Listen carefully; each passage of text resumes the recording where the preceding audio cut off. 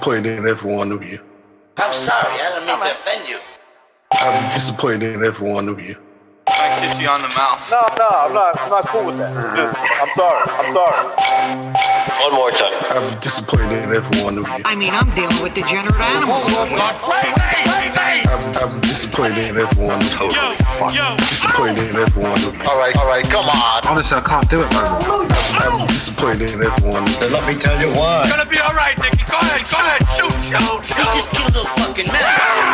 What are you going to do about it? Yeah, because you got nothing. You don't got a thing. Yeah, because you got nothing. You got nothing. I want to get out of this rat hole. I want to get online. I need BDA boxing.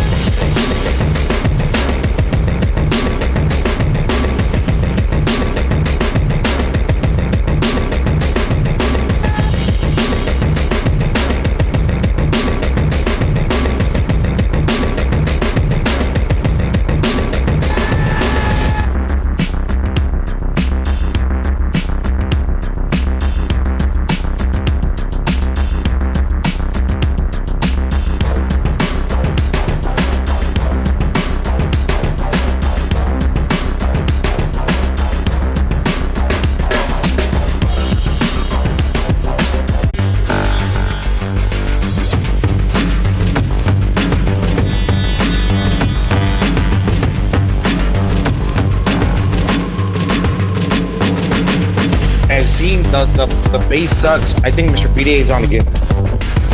I'll show you later. That's a peanut bag, huh? Yep. I'll show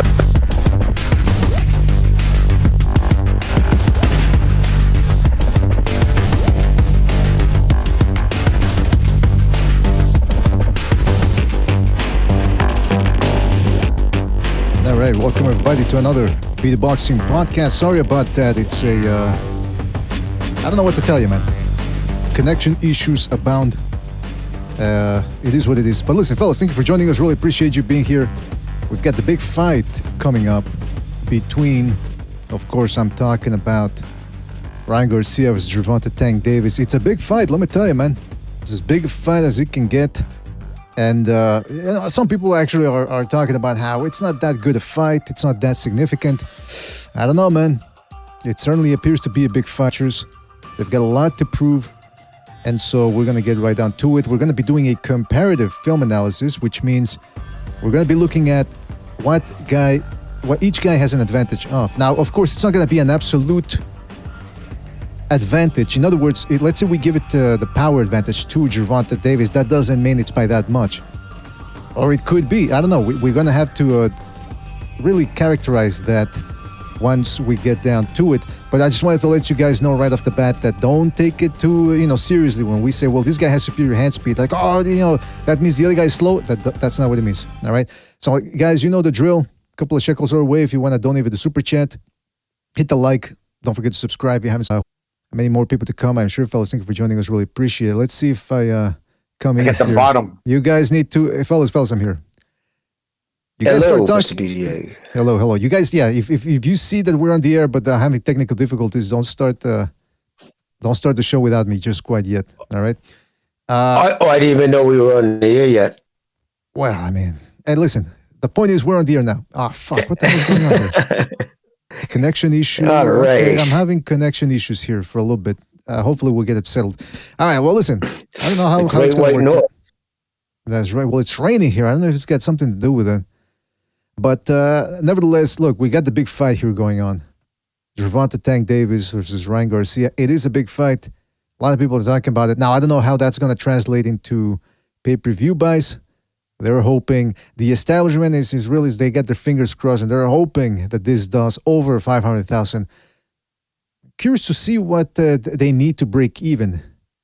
That'll be interesting to look into. But for today, we are going to be doing a comparative analysis, which is, you guys know the drill. We're going to be grading the fighter on their skill set and their talent, punching power, ring IQ, hand speed, foot speed, footwork, the whole shebang. Now, I'm sharing my screen here with you fellas. So hopefully you can see it. Can you see it? You're going to need Yes, I can. Fantastic. The guns, how about you? I can see it. I believe I just see the chat for now. Is that what's Okay. on? Yeah. That's Okay. what's on for now. Actually, before we get down to that, let's get right down to it, fellas. Prediction time. We're gonna get predictions right off the bat, man. No philandering. We're not gonna be a bunch of Philistines, and we're not gonna be a bunch of just people that are here being dilettantes. No, sir, Bob. Get right down to it. So as you can see, usually we never get to my prediction. Nobody gives a shit about my prediction. So I just wrote it straight off the bat. Ryan Garcia by stoppage. That's what I'm going with. I'm taking a risk. Hey, shout out, by the way, hold on. Before we continue, shout out to Never Sobers for rejoining the membership program. Shout out to Never Sobers. It says, every go night tank. He says, ever go night. Oh, okay. Ever go night tank. Ever go night. I don't know what he's talking about, but I think he's saying Tank Davis is going to go night, i.e. go to sleep. Shout out to Never Sobers for remaining part of the BDA membership here, the BDA family. All right, fellas.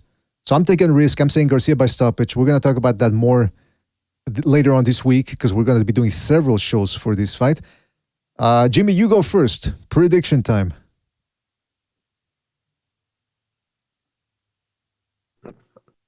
All right. Well, I have what my heart wants, but what my head says. And again, I like to usually wait just to see what they look like on.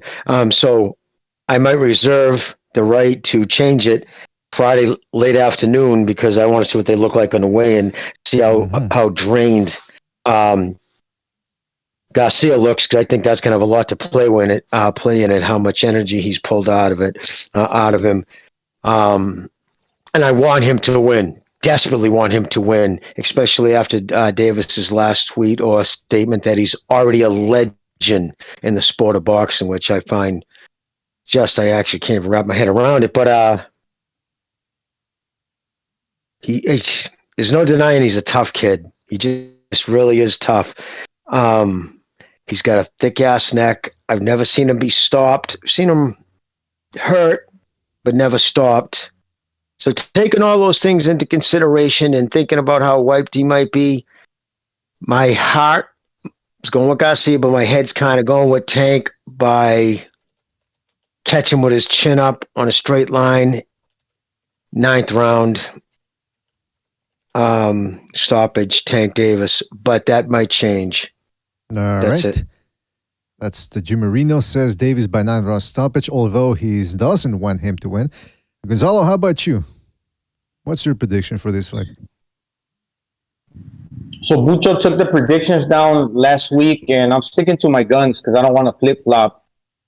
And I think there's a lot of power in the ring, so it could very well be a knockout for either guy can get the stoppage. But I'm just going to go with Garcia by unanimous decision. And the reason for that is I think Tank Davis is going to try to get away from the left hook by coming up with a game plan to avoid taking that left. But if he has to resort to clinching, I was watching the Hector Luis Garcia fight. He was dipping down low because Hector Luis Garcia was a left-hander too. I guess that was the tune-up for this Garcia. So he's been practicing on dipping low, although he was catching shots to the top of the head, and that can't be too good either because that's how Garcia knocked out Romero Duno. But I think he's going to try to stave off the power from Ryan Garcia's punches for like the first 5 or 6 rounds until he can weaken the 5'10" dude that's taller and take him into the latter rounds. But by trying to make it dirty, he's going to give up a lot of rounds because Ryan Garcia's still going to catch him with shots, possibly knocking him down once, maybe twice. But then the dude's going to wrestle a lot like he did against Pitbull Cruz. Like I said, once again, taking the power away from Ryan Garcia's punches and making it to the final bell. But when it's all said and done, Ryan Garcia wins a 8-4 type of fight unanimously. All right, so I'm gonna write that down. 8-4 type decision. Hold on a second. 8-4 type decision. All right, we got that one written down here. We got recognize you return right in the nick of time for one of the biggest fights of the year. At least it appears that way. We'll talk about that in another episode. What's your take on this fight? Prediction time right off the bat to start off the week. I don't know, man. This is tough for me. I think, man. Okay, so you got the weight clause issue. Now, I don't know how much that's going to affect Ryan Garcia. This is not, making any excuses for any fighter, but we all know that fighters that might drop a little bit too much weight, that could affect them later on in the fight. And being that Tank has never been knocked out, he's never lost a fight officially. It's hard to say that he's going to get knocked out early. Although I think that's what Ryan Garcia might have to look for. Just hurt. He's got to hurt Tank early in the fight in case he's feeling jubilant in the first 6 rounds and then starts feeling like shit towards the second half of the fight. With all that being said, I don't know. I'm leaning towards Tank, but something tells me a draw. I have a feeling this fight's going to be a draw. I want to see what he looks like in the weigh-in, but my initial thoughts is that this fight's going to be a draw, even if if Ryan Garcia was healthy, right? Like he's perfectly fine and there's nothing. He made the weight comfortably. I also know there's a rehydration clause. I don't know what the weight limit is, so that can also play a factor too. But in my mind, when you stack up both fighters and you predict that they're both going to come in at their strongest, I see a draw. Oh, all right. So there you have it. That's what we've got so far. Oh, actually, Bucho, I see you're in the chat, man. Who did you pick? Let me know. And the Quack says majority decision, but he doesn't. Now he says he agrees with recognize. I don't know who he's picking there. Bucho says I sent the list. It's always good to agree with me. Well, I don't know about that, but listen. Let's go through the list here. What we've got so far: the gauntlet recognizes draw. Gonzalo says Garcia unanimous decision, 8-4 type decision. Jimmy says Davis by 9-round stoppage, and I'm taking a big old risk, and I'm putting all my chips on Ryan Garcia by stoppage. By stoppage. I might change that, by the way, near the end of the week. We're gonna be. The plan is that we're gonna be doing several shows for this, but today it's gonna be okay. Butcher refuses to tell me who he's picking. He wants me to look through his list. I can't really open it right now because I don't see it. Jason Green, shout out to Jason Green for his contribution by the super chat. He says, "Love you guys. Please never give up." What's he talking about? That sounds like a fucking after school special or something. The message at the end or the moral of the story. Why inspirational. Very inspirational. Yeah. Yeah, but why would we give up? Like, what's going on here? But shout out to Jason Green. Mr. BDA, can you include something on my prediction? Excuse me. I don't think so. Yeah. I'm afraid. Can you put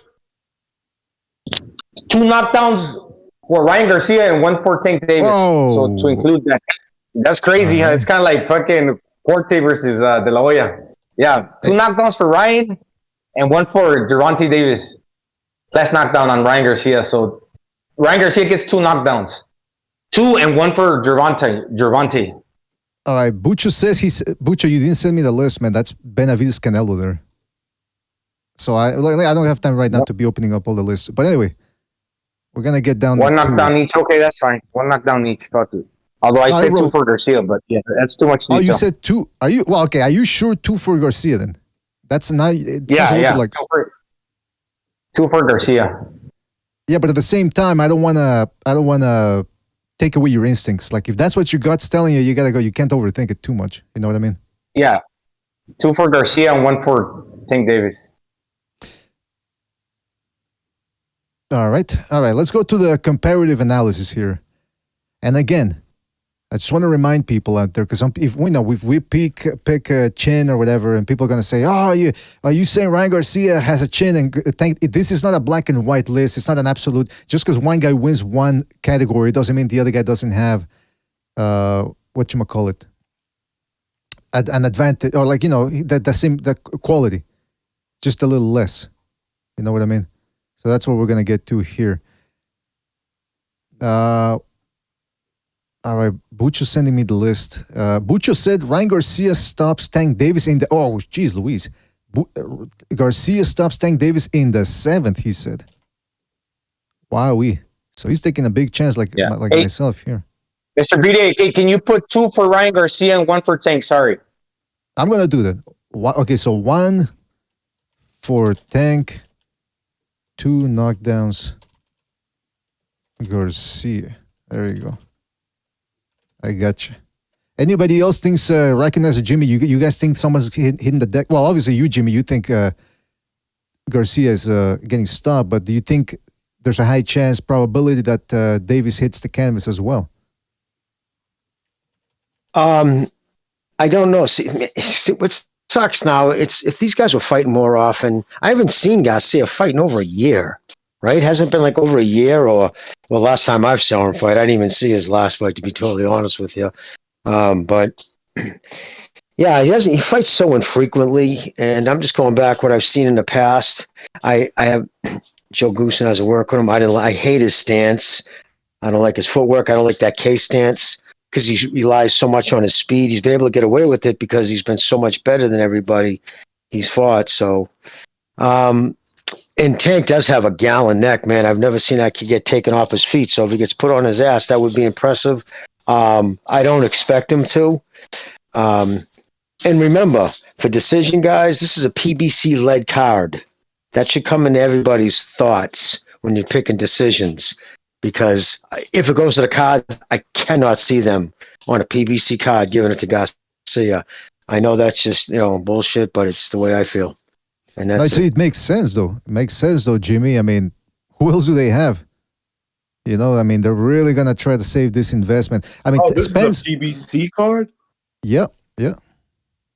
Okay. I think I might have to change my opinion. Oh, there you go. See? Yeah. The politics start coming into it. And you got to remember, too, this is their biggest star. Their other big stars, Deontay Wilder has no fight lined up. Errol Spence, this month marked the first year, a year that Spence has yet to fight. He's been inactive for a year. So it just goes to show you, like, they don't have that much money. They need a guy like Tank Davis to stay active and to try and show Paramount. This is like an audition, even though it's pay-per-view. But it's a bit of an audition for Paramount to say, hey, listen, keep us in the game here. Well, we can still put on a good show. BDA, here's a question for you, BDA. Who has more to lose in a loss? Of course, it all depends on how you lose. I get all that. But let's say a competitive loss. Who has more to lose? I would say Tank Davis because of the culture.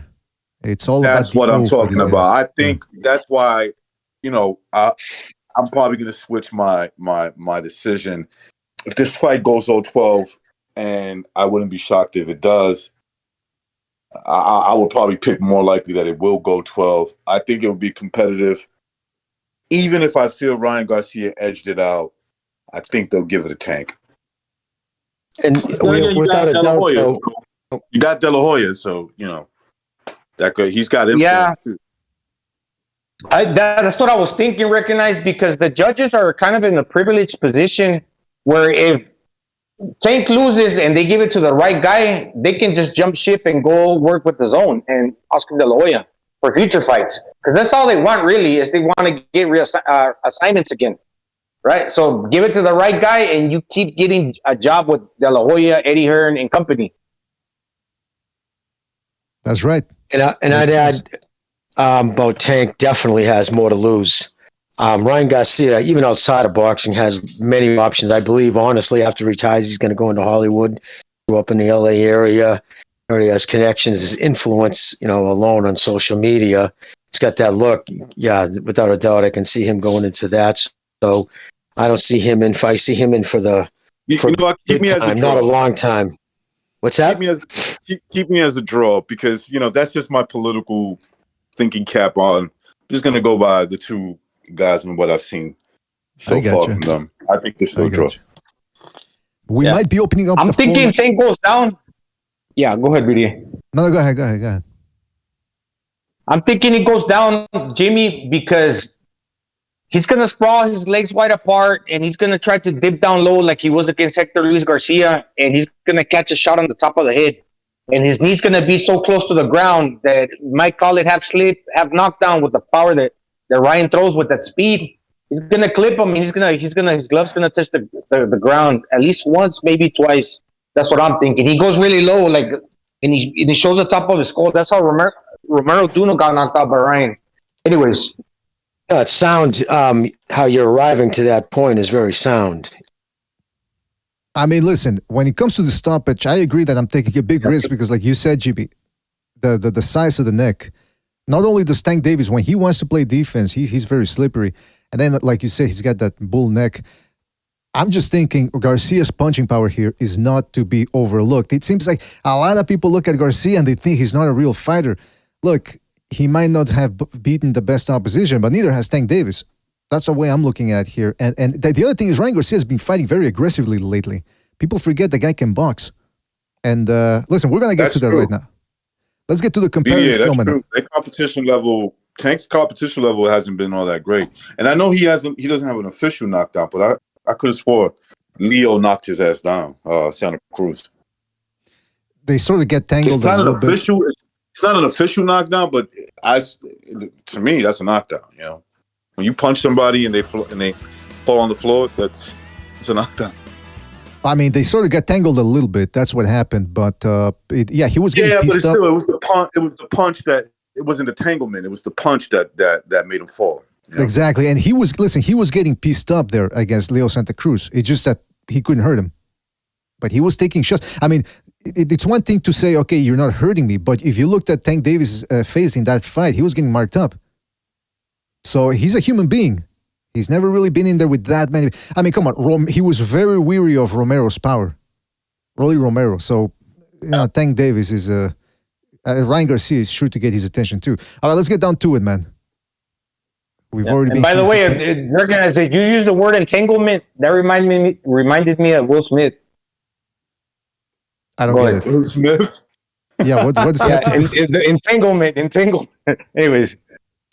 I don't get it, man. I'm not a big Will Smith. Well, I mean, I don't know if that's a song or something from him. Well, let's get right on to it. Entanglement. His wife was banging her son's friend. Oh, Jesus. And she called it an entanglement. Oh, wow. I missed that. I got you. Oh, yeah, and publicly interviewed, went on. That's why he slapped Chris Rock. But that's the cultural aspect because he was embarrassed by it. Bon voyage, motherfucker. Yeah, that's it, man. When you're caught by your wife in front of the world, you go to an island. Listen, when yourself. your wife admits to you she's banging other people, it's time for you to leave, brother. Exactly. You gotta go. Leave her ass. Not just other people. Your son's friend. All right, fellas, let's get right down to it. Let's get this to it. Hand speed. Gervonta Davis versus Ryan Garcia. Who has the better hand speed? Who has the faster hands, the faster mitts? Yeah, I think who gets to go first? In combination, I'm going to say Tank. But just like for one punch, might be Garcia. So I'm going to say slightly speed for Tank. Hand speed. Gonzalo? Yeah, I'm gonna say this. I think Ryan Garcia is the fastest fighter in boxing.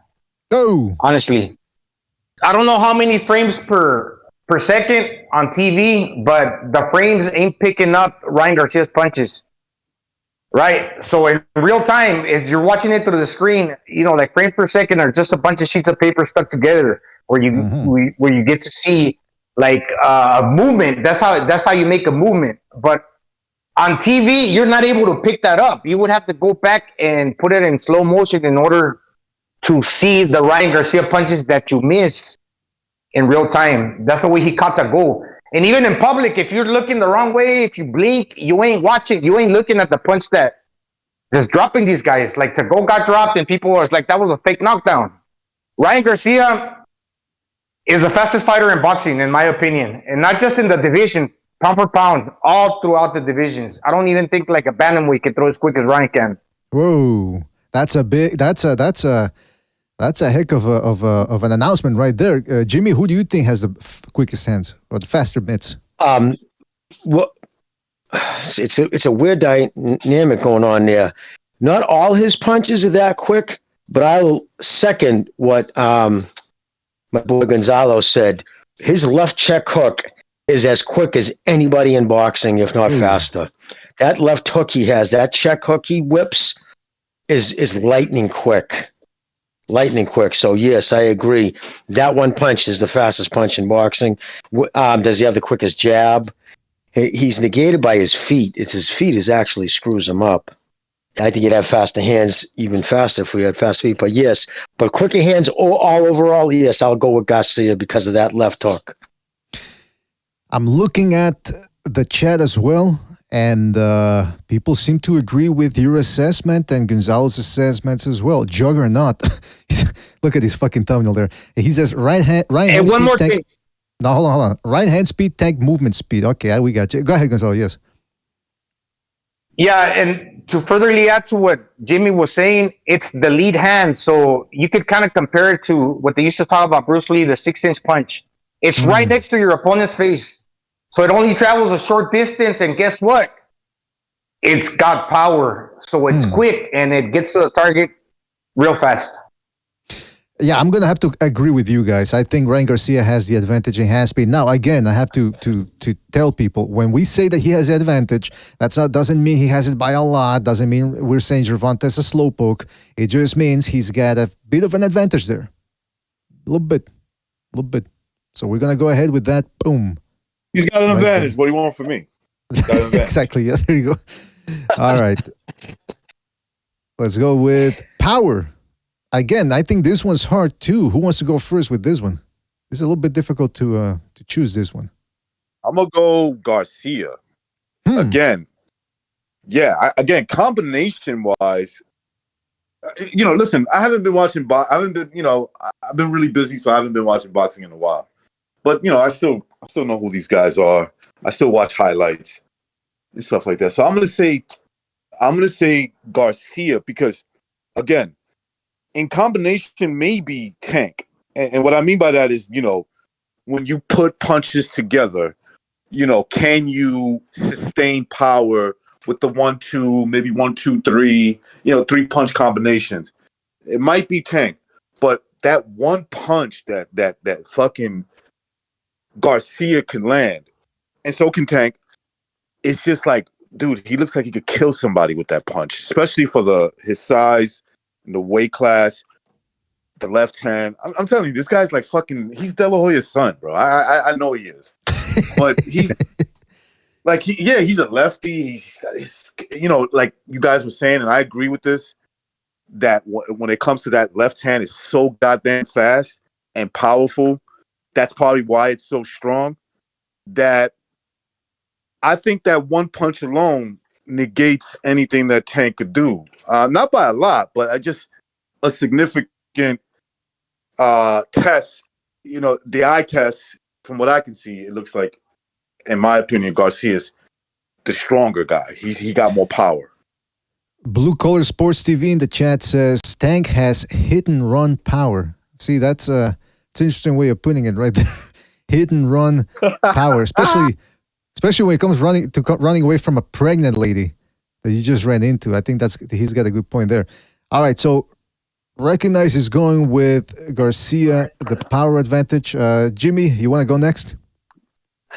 Well, everybody talks about Tank's power, but I believe the game plan going in, who's going to be trying to avoid whose power? I think it's going to be Tank planning to avoid Garcia's left. And I believe, if I'm not mistaken, isn't it Garcia right-handed, but he punches left-handed? Like, he stands to the left. I don't know. He's a lefty. He looks like he's more lefty dominant, but he stands in the orthodox stance. Okay, all right. Which is smart. I think it's smart fighting because, obviously your strongest hand is closer to your opponent. Your strongest punch is closer to your opponent's face. Hey, by the way, go BDA. Yeah, before we continue, shout out to Jason Green for his contribution to Super Chat. He says, Garcia for me as well. He destroyed Campbell with that body shot. So he agrees with you guys about the power. Shout out to Jason Green. Campbell, I've never seen outside of Barrios, but Barrios is weak. I never seen Tank in there with an opponent like Campbell. Campbell, say what you want, is as big as Ryan Garcia. He's always had a pretty decent punch. And we saw after he dropped Garcia. Garcia just started dominating him, hitting him with big shots, hit him to the body, and just made him quit. So, and that's a guy as big as him, you know. Barrios, come on, man. Barrios, he's weak. Let's be honest. He's a weak dude. Yeah, I agree with that. Fragile.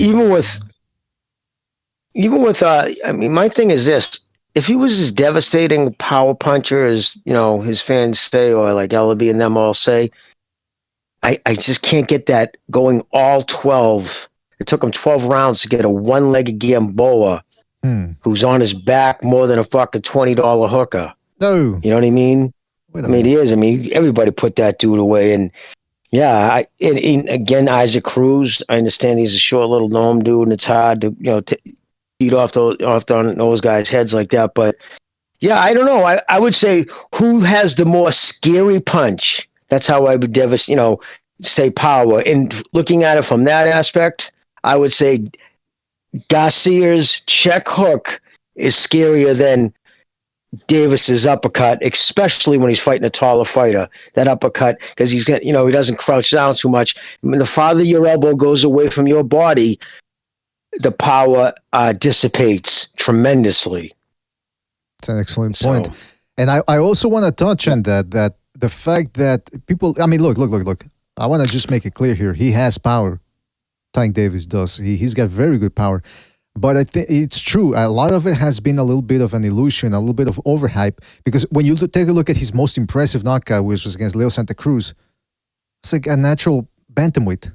Okay, let's be honest, featherweight. Let's say featherweight or super bantamweight. The guy used to be, his best weight was a bantamweight and super bantamweight. Rolly Romero was a big guy, yes, but he was also wide open for any type of offense. I mean, Jackson Marinas exploited those openings and beat him. People forget about that. Tank Davis was not the best guy to beat him. Rolly. He wasn't the first guy to beat Rolly Romero. That was Jackson Marinas. Who else? Hector Garcia, who he recently stopped. That was another career featherweight who had just recently moved up to 130. So there's that to be said about it. Yeah, because his eye was sore. So Fonseca went 7 rounds with Tank Davis, and Ryan Garcia took him out in 2. I mean, yeah, Tank Davis got like a 92% KO ratio. Only 2 guys have gone the distance in 28 fights. So he's got 26 KOs. Ryan Garcia, like 4 guys have gone the distance with him. He's got lesser fights. I don't know if that's a good or bad thing in comparing. Zalo, didn't he knock him out with that check left hook? In 2 rounds. Joe Goosen seems to claim that Ryan Garcia is the hardest hitter per square inch of a fighter that he's ever trained. And remember, he used to train Chico Corrales. Chico Corrales was a notorious puncher, another lanky dude. But I have to say, Tank Davis got power too. But if you tell me, like in the latter rounds with both are tired, it might just be in Ryan Garcia that if you can just throw a punch, just wing it without really like loading up. With the speed, man, he just might be able to deliver, like carry the power just by throwing with speed alone. So I don't know, man. It's a close one, but I'm just gonna have to say, fuck, dude. You can't pick a tie, so I'm just gonna say Ryan Garcia. Yeah, I'm gonna go ahead and agree. And listen, he's a bigger guy, it would appear, than by a little bit, but than Tank Davis. I mean, that's why Tank Davis's team decided to impose the catch weight and the rehydration clause. Now, again, people don't want to address that. The Tank Davis fans, they'd rather talk about, well, it's Garcia's fault for accepting it. Yeah, it's true. He accepted it, and he can't really come out and use that as an excuse because he's the one that agreed to the terms. That being said, in the world of reality, in the objective world, he's going to be wagering. Maybe not by that much. Maybe it's not going to affect him that much. Maybe he's actually going to be better off. I mean, just as well off as he could have been before. If I offer a girl $500, to sleep with me and she sleeps with me, I still pay $500, right? Exactly. Exactly. There you go. Yeah. I've used that excuse and it doesn't work. So it's not going to work here. By the way, Joe is saying that we're suffering from Mexican bias, even though only Gonzalo and myself are Mexicans. I'm going to call him So if he can jump on the panel, tell us why it's so crazy to say that Garcia has more power and speed. I'm telling you, this is usually what happens. We pick one guy, we give one guy the advantage in power, and there's people out there that think that we're saying that one guy has overwhelmingly an overwhelming advantage in power. That's not what we're saying here. But well, I took Tank and speed, so there you go. I just got Garcia. I got Garcia in power. Yeah, that's right. I got my biases. Hey, you gotta remember, experience and ring IQ are coming up, so it's like, come on. Exactly. People are just too quick to pull. Well, I mean, it's Joe's got that Boston temper. But hey, listen, Jimmy said Garcia's got the advantage in speed and power, but he's still picking Tank Davis. So I got to tell you, some of you guys out there you got to hold your horses a little bit. There we go. We got Joe jumping in. Joe, express yourself. What are you saying that we're crazy here for giving him the advantage in the first two categories?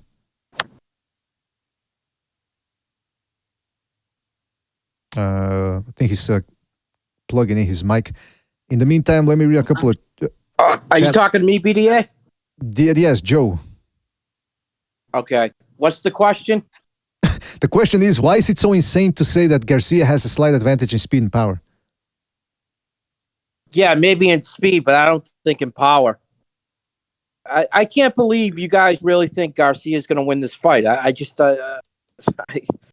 you know, and then Gonzalez saying that he's the fastest boxer in today's game, it just boggles my mind. This is delusion at its finest, biased at its finest. So who would you say is faster than Ryan Garcia, punch for punch? Anyways, that's too off topic. I could say Lomo. I could say Terrence Crawford. I could even say Gary Russell's still faster than Garcia. So they're that much faster that it's crazy to say that Garcia is faster than them. To say Garcia is the fastest boxer in the game right now, yeah. That's my opinion, man. That's my opinion, and I'm gonna stick by my guns. And I'm just saying, I just can't believe, out of all people, that Gonzalo would say that. I mean, but hold on. If somebody says Gary Russell Jr. is the fastest guy, just because there's other options out there doesn't mean you're crazy for saying Gary Russell Jr. So it's like the same thing. If you pick Ryan Garcia, which is like, well, for example, what Gonzalo said. That's, I mean, he's not saying he's way faster than those guys. It's possible that he's a tiny little bit faster than those guys, and thus that's why he's the fastest guy in boxing. He's the fastest guy in boxing. He hasn't even won a title yet. He's a prospect. Yeah, but this isn't like saying, well, this guy's the best just on the eye test. When you're looking at a quality, a single quality, not overall saying this guy's the best fighter overall. We're just looking at hand speed. You can say that even if the other guys fought scrubs. Or even if the guy you're judging has fought scrubs. Because you can tell, well, okay, that hand speed is way off the hook. I don't think either one of them are the top guys at 135. But then again, this is 136. Yeah, exactly. I would even say Andy Cruz has faster hands than Ryan Garcia. All right, well, there you go. But I mean, listen, I'm picking Ryan Garcia, and I'm saying I'm taking a bit of a risk here. Because I see certain things, and we're going to get to that lead me to believe that, the tide could turn for Tank Davis very easily. But I don't understand why. You guys think he's a stronger puncher than Davis? By a little bit, yeah. Why is that so crazy? I don't get it. Listen, I can understand the bias, but the delusion is real. This Mexican delusion is real. I respect that, but break it down. Why do you think Tank Davis is the overwhelmingly the bigger puncher? Because every fighter that's fought him has said he's the hardest puncher they fought. Yeah, and people that have sparred him that are not even in his weight class have said he's a harder puncher than Ryan Garcia. Except Fonseca. Fonseca said, "I don't remember what happened between me and Ryan Garcia." He said that, right? Did he say that? He said, "I don't even remember what happened." Bro, I heard Rolly Romero handed Ryan Garcia his ass in sparring. Okay, and I watched the sparring match a little bit too. I mean, I think you guys are crazy. I'm not saying Tank Davis. Jimmy's right. He has declined over the years, but listen, I remember people saying Keith Thurman's the hardest puncher in the welterweight division. it fucking he couldn't even knock out Barrios. And fucking Barrios said that Tank Davis punches way harder than Keith Thurman. I mean, I remember I think when Rolly said. Yeah, Rolly, like Gonzalo said, Rolly said. Somehow I doubt Tank hits harder than Keith Thurman, in my opinion. Barrios fought them both, and that's what he said. I agree. But what I'm saying is, sometimes things happen. Sometimes you're stronger in one fight than you are in the other fight. That can happen. But when I look at the eye test and I say, put Keith Thurman and Tank to go, to stand right in the middle, blow for blow, I see Tank going to sleep. That's what I. And also, let me say something. We got to remember that. Well, let me say it too. Danny Garcia said Keith Thurman hit harder than Errol Spence. Now, what does that mean? Does that mean he's crazy for saying that? I mean, look, it's at the end of the day, it's an opinion, and we can go both ways, right? Gervonta Davis has fought predominantly smaller guys. So how is that power that much better? You know what I mean? All right, listen. And also, let me say something real quick. Keith Thurman, he's changed the way he fights. He always used to get on his toes, make no mistake, but he started abusing that. And jumping too much on the tip of your toes is not conducive to power. When a guy gets flat-footed, I mentioned it many times, like Ryan Garcia, Tank Davis, that keep their feet planted on the canvas, you can explode up with a lot of power in your shots. Keith Thurman became a little bit of a pussyfoot, right? So, of course, he's not going to be well-planted to land the best power that he can deliver that maybe he threw earlier on in his career because of the chin, right? He wanted to keep it moving. Bro, listen, I don't hear many guys say that Garcia's power is so overwhelming. Everybody most interviews that I've heard that people say that they sparred or fought Tank Davis, they said he's by far the hardest hitter they ever fought. Vargas's kids, all three kids said that he sparred him, and he's by far the hardest puncher. Joe, if we go by he said, she said, Goosen said that Ryan Garcia hits the hardest of any fighter he's ever had. Trainer, of course, he's going to say that. He's his trainer. But hold on, Joe, you can talk about these guys saying, wow, this guy hit hard, that guy hit hard, but we're looking at the actual fucking. Hold on. Joe, don't go all Boston on me, please. We're going by the video evidence. We're not going by what this guy said. I mean, that's a subjective thing where they go, okay, well, who knows? Maybe the guys who sparred him at the time were weight drained, or maybe I don't know. But to use Goosen, he's biased. Obviously, he's going to say the best things he could say because one, he knows how sensitive Garcia is, and two, he wants to say his trainer. And the thing is, too, it's not like these guys are getting paid to say this he said, she said shit. These are guys that have no reason to lie, that are asked a question. He knocked Devin Haney on his ass, and then Floyd told him, listen, take it easy on the kid. Get the fuck out of here. Haney's a fucking liar.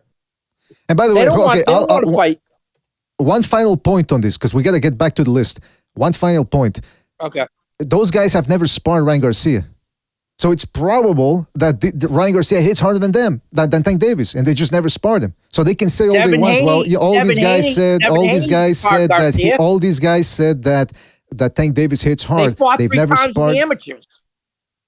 Okay, but hold on. Just because all these guys said that Tank Davis hit hard to them, that doesn't disqualify the possibility that Ryan Garcia hits harder than him, because they never sparred him. Well, why would they lie about it?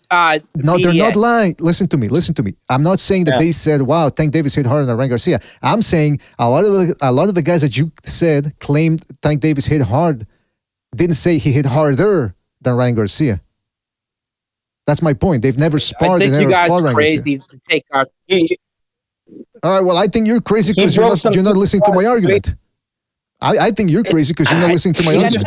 Just saying Garcia is the fastest puncher in the game, and you guys are all taking I just can't believe what I'm hearing, especially on the BDA show. I can't believe. But I don't understand the problem. Hold on. And I'm not a Gonzalo said he's the fast. He thinks Garcia is the fastest puncher. You want us to fucking jump on him and say no? That's not. It's his opinion.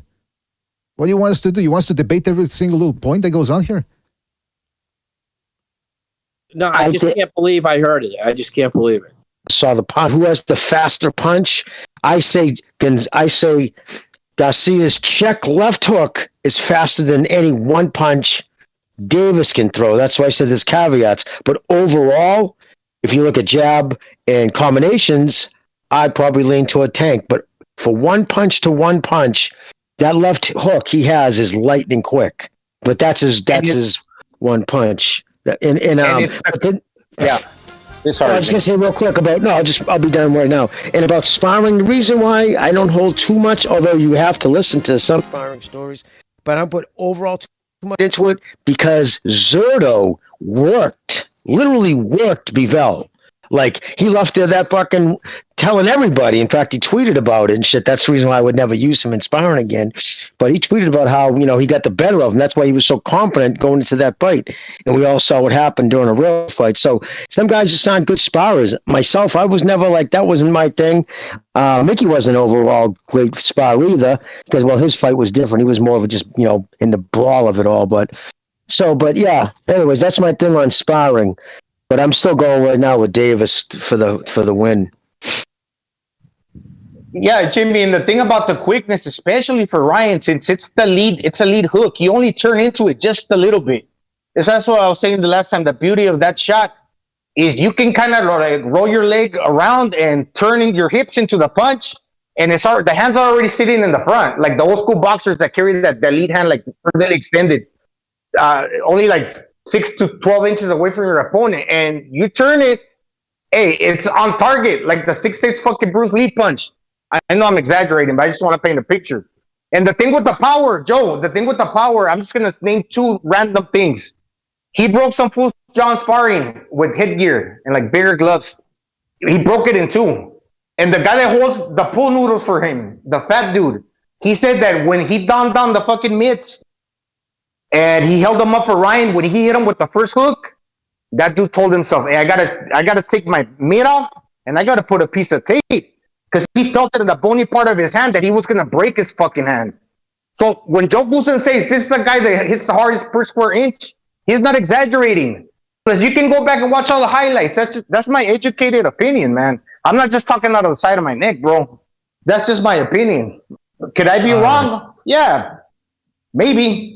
Well, listen, we've spent too much time on one category, going back to one category here. Let's go back to the rest. And shout out to, by the way, we got a couple of super chats here. And by the way, sorry about that. We kind of sort of went off the air there for a while. But shout out to the Rider of the Storm for his contribution super chat. He says, you can clearly tell Joe is a Tank fan by his emotional outburst. Wow. Sit down, clutch your purse, and relax. You are ruining your makeup. Let me guess. He's Mexican, a Garcia fan. I'm not a Tank Davis fan. Yeah, I can attest to that. Joe doesn't like Tank. Well, let me tell you, man, we got some real roughnecks out Boston. there. We just don't like Mexicans. We got some real roughnecks. I know.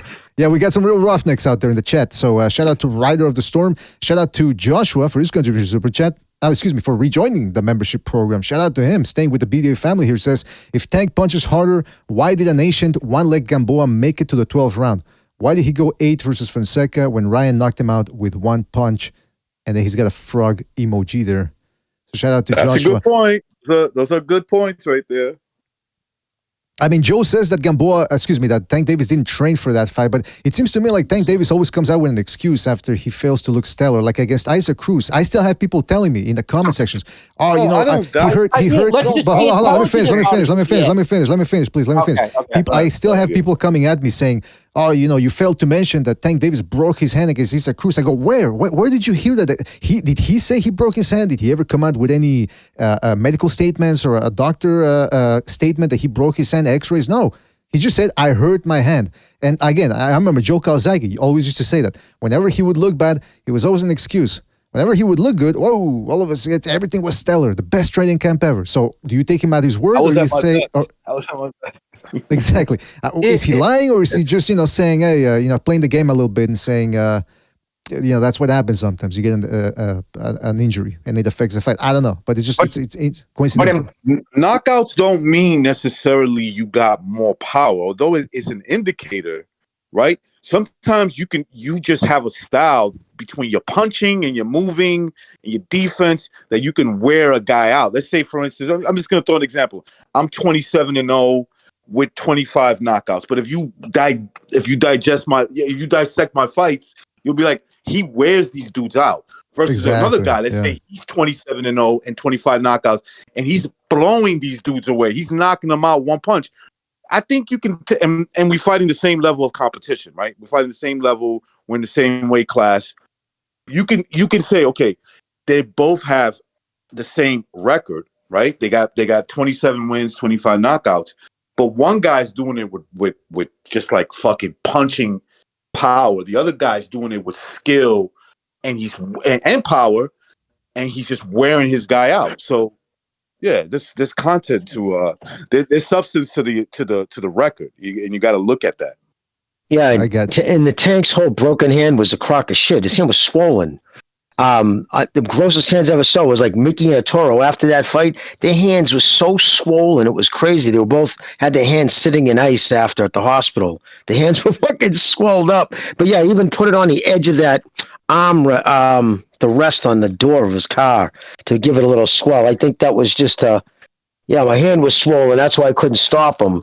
I think he couldn't stop him because he was shorter than him. I think that's why he doesn't like fighting shorter guys. Some people can't process because Ryan looks the way he does, and I don't even know what that means. But for some people, apparently looking like whatever a twink means you can't fucking fight. And do you know what that spells to me? That spells to me you're a fucking casual, not you, Joe, but some people, because that means they've never watched them fight before. They never watched them fight before, because if you're that fucking naive not to recognize that the guy can punch based off his resume, his fucking highlights, his fights, I don't know what, you're not even paying attention. BDA. Like a guy who was like a handsome dude, a pretty boy. If you looked at him and you didn't know anything, you probably wouldn't know he's a boxer. But now that you do know he's a boxer, you'll say, okay, let me see what he got. And then when you see what he got, you say, well, look, I don't think you should be looking at the guy's fucking face. That's gay, number one. Oh, sorry. I know this shit. But number two, like looks have nothing to do with it. Like the guy knows how to fight. You better watch his hands, not his face, because his face can't punch you. All right. Well, listen, fellas. We're gonna have more. We're gonna do more episodes on this fight. So we've been on this for half an hour, and we've only gotten to through two categories. So let's try to keep going here, and we'll go back to the whole power thing. Wet Rapid, and I'm on BDA. What's that? I'm only kidding. I didn't hear what you said. I thought I was on Wet Rapid.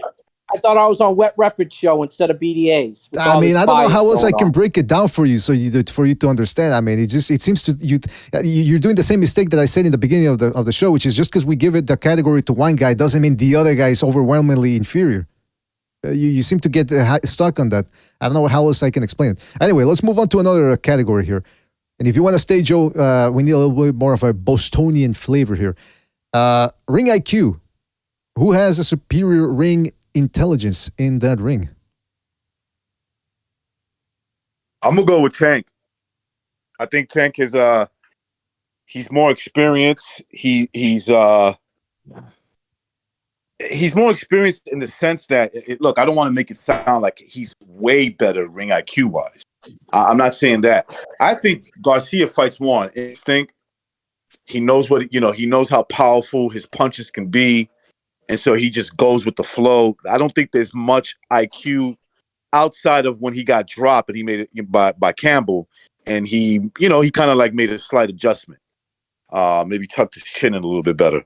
But I think that when you look at overall ring IQ, I probably would have to go with Tank just a bit. And this is not about a lot because I don't know. I don't see the big difference in competition level. Maybe slightly better on Tank's side. You want to say that? Okay, fine. I would probably agree with you, but it's not by a lot.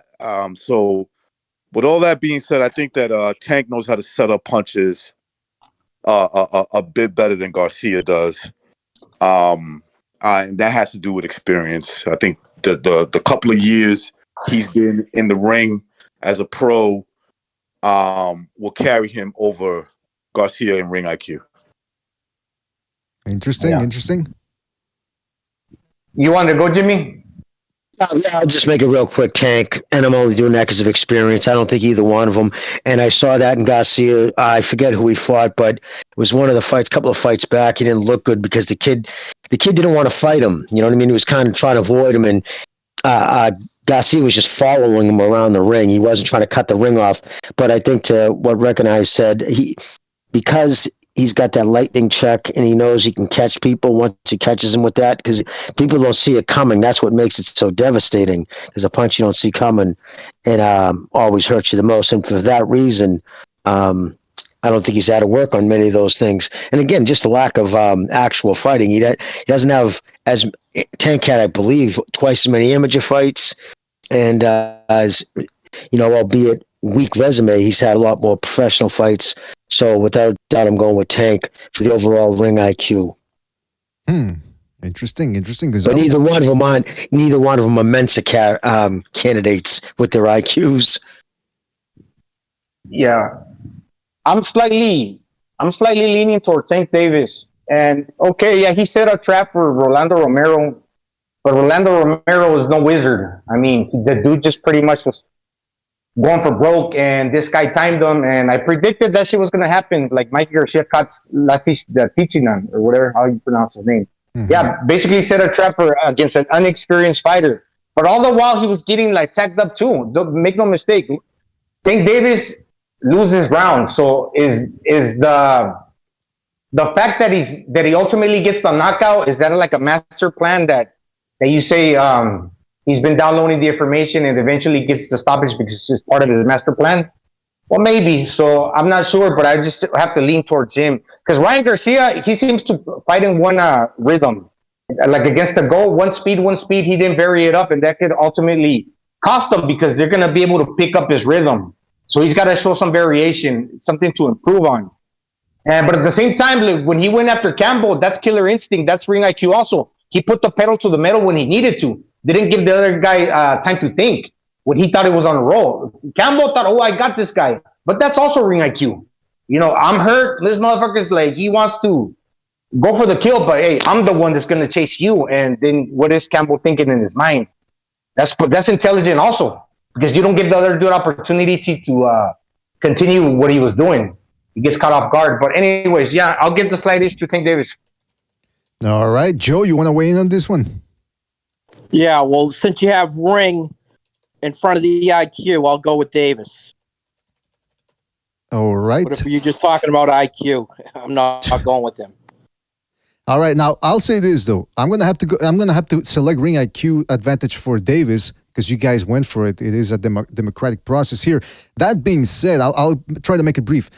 Both guys have performances where they didn't look all that hot when it comes to adapting, which is one of the big demonstrations of ring IQ. Like when Ryan Garcia fought Tagoe. Yeah, look, some people could say, well, wait a minute, BD, how can you criticize a performance in which one guy won virtually every round and stunned the other guy twice, dropped him as well one time? Well, because in the latter part of that fight, there were instances where I saw Garcia sort of going through the motions. It's almost like he relegated himself to, I can't stop this guy. That happens sometimes. Sometimes you can't stop a guy, but it just seemed like he was just, again, doing the same thing over and over, and that's why he couldn't, partly I think that's why he couldn't stop Tagoe. On the other hand, Davis, when he fought Santa Cruz, he was trying to do what he always does, which is to run a guy into one of his big shots. That wasn't working at Santa Cruz. There was one spot in the 8th round, I think, or in one of the middle rounds where he tried to push Isaac Cruz back. And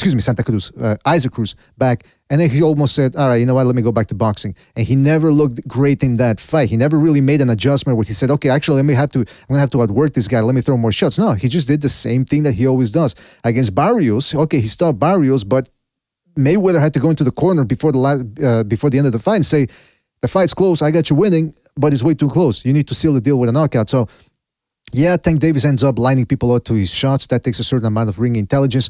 But in his fights, like I said, against Isaac Cruz, where he had to step it up to another level and show another dimension, he couldn't do it.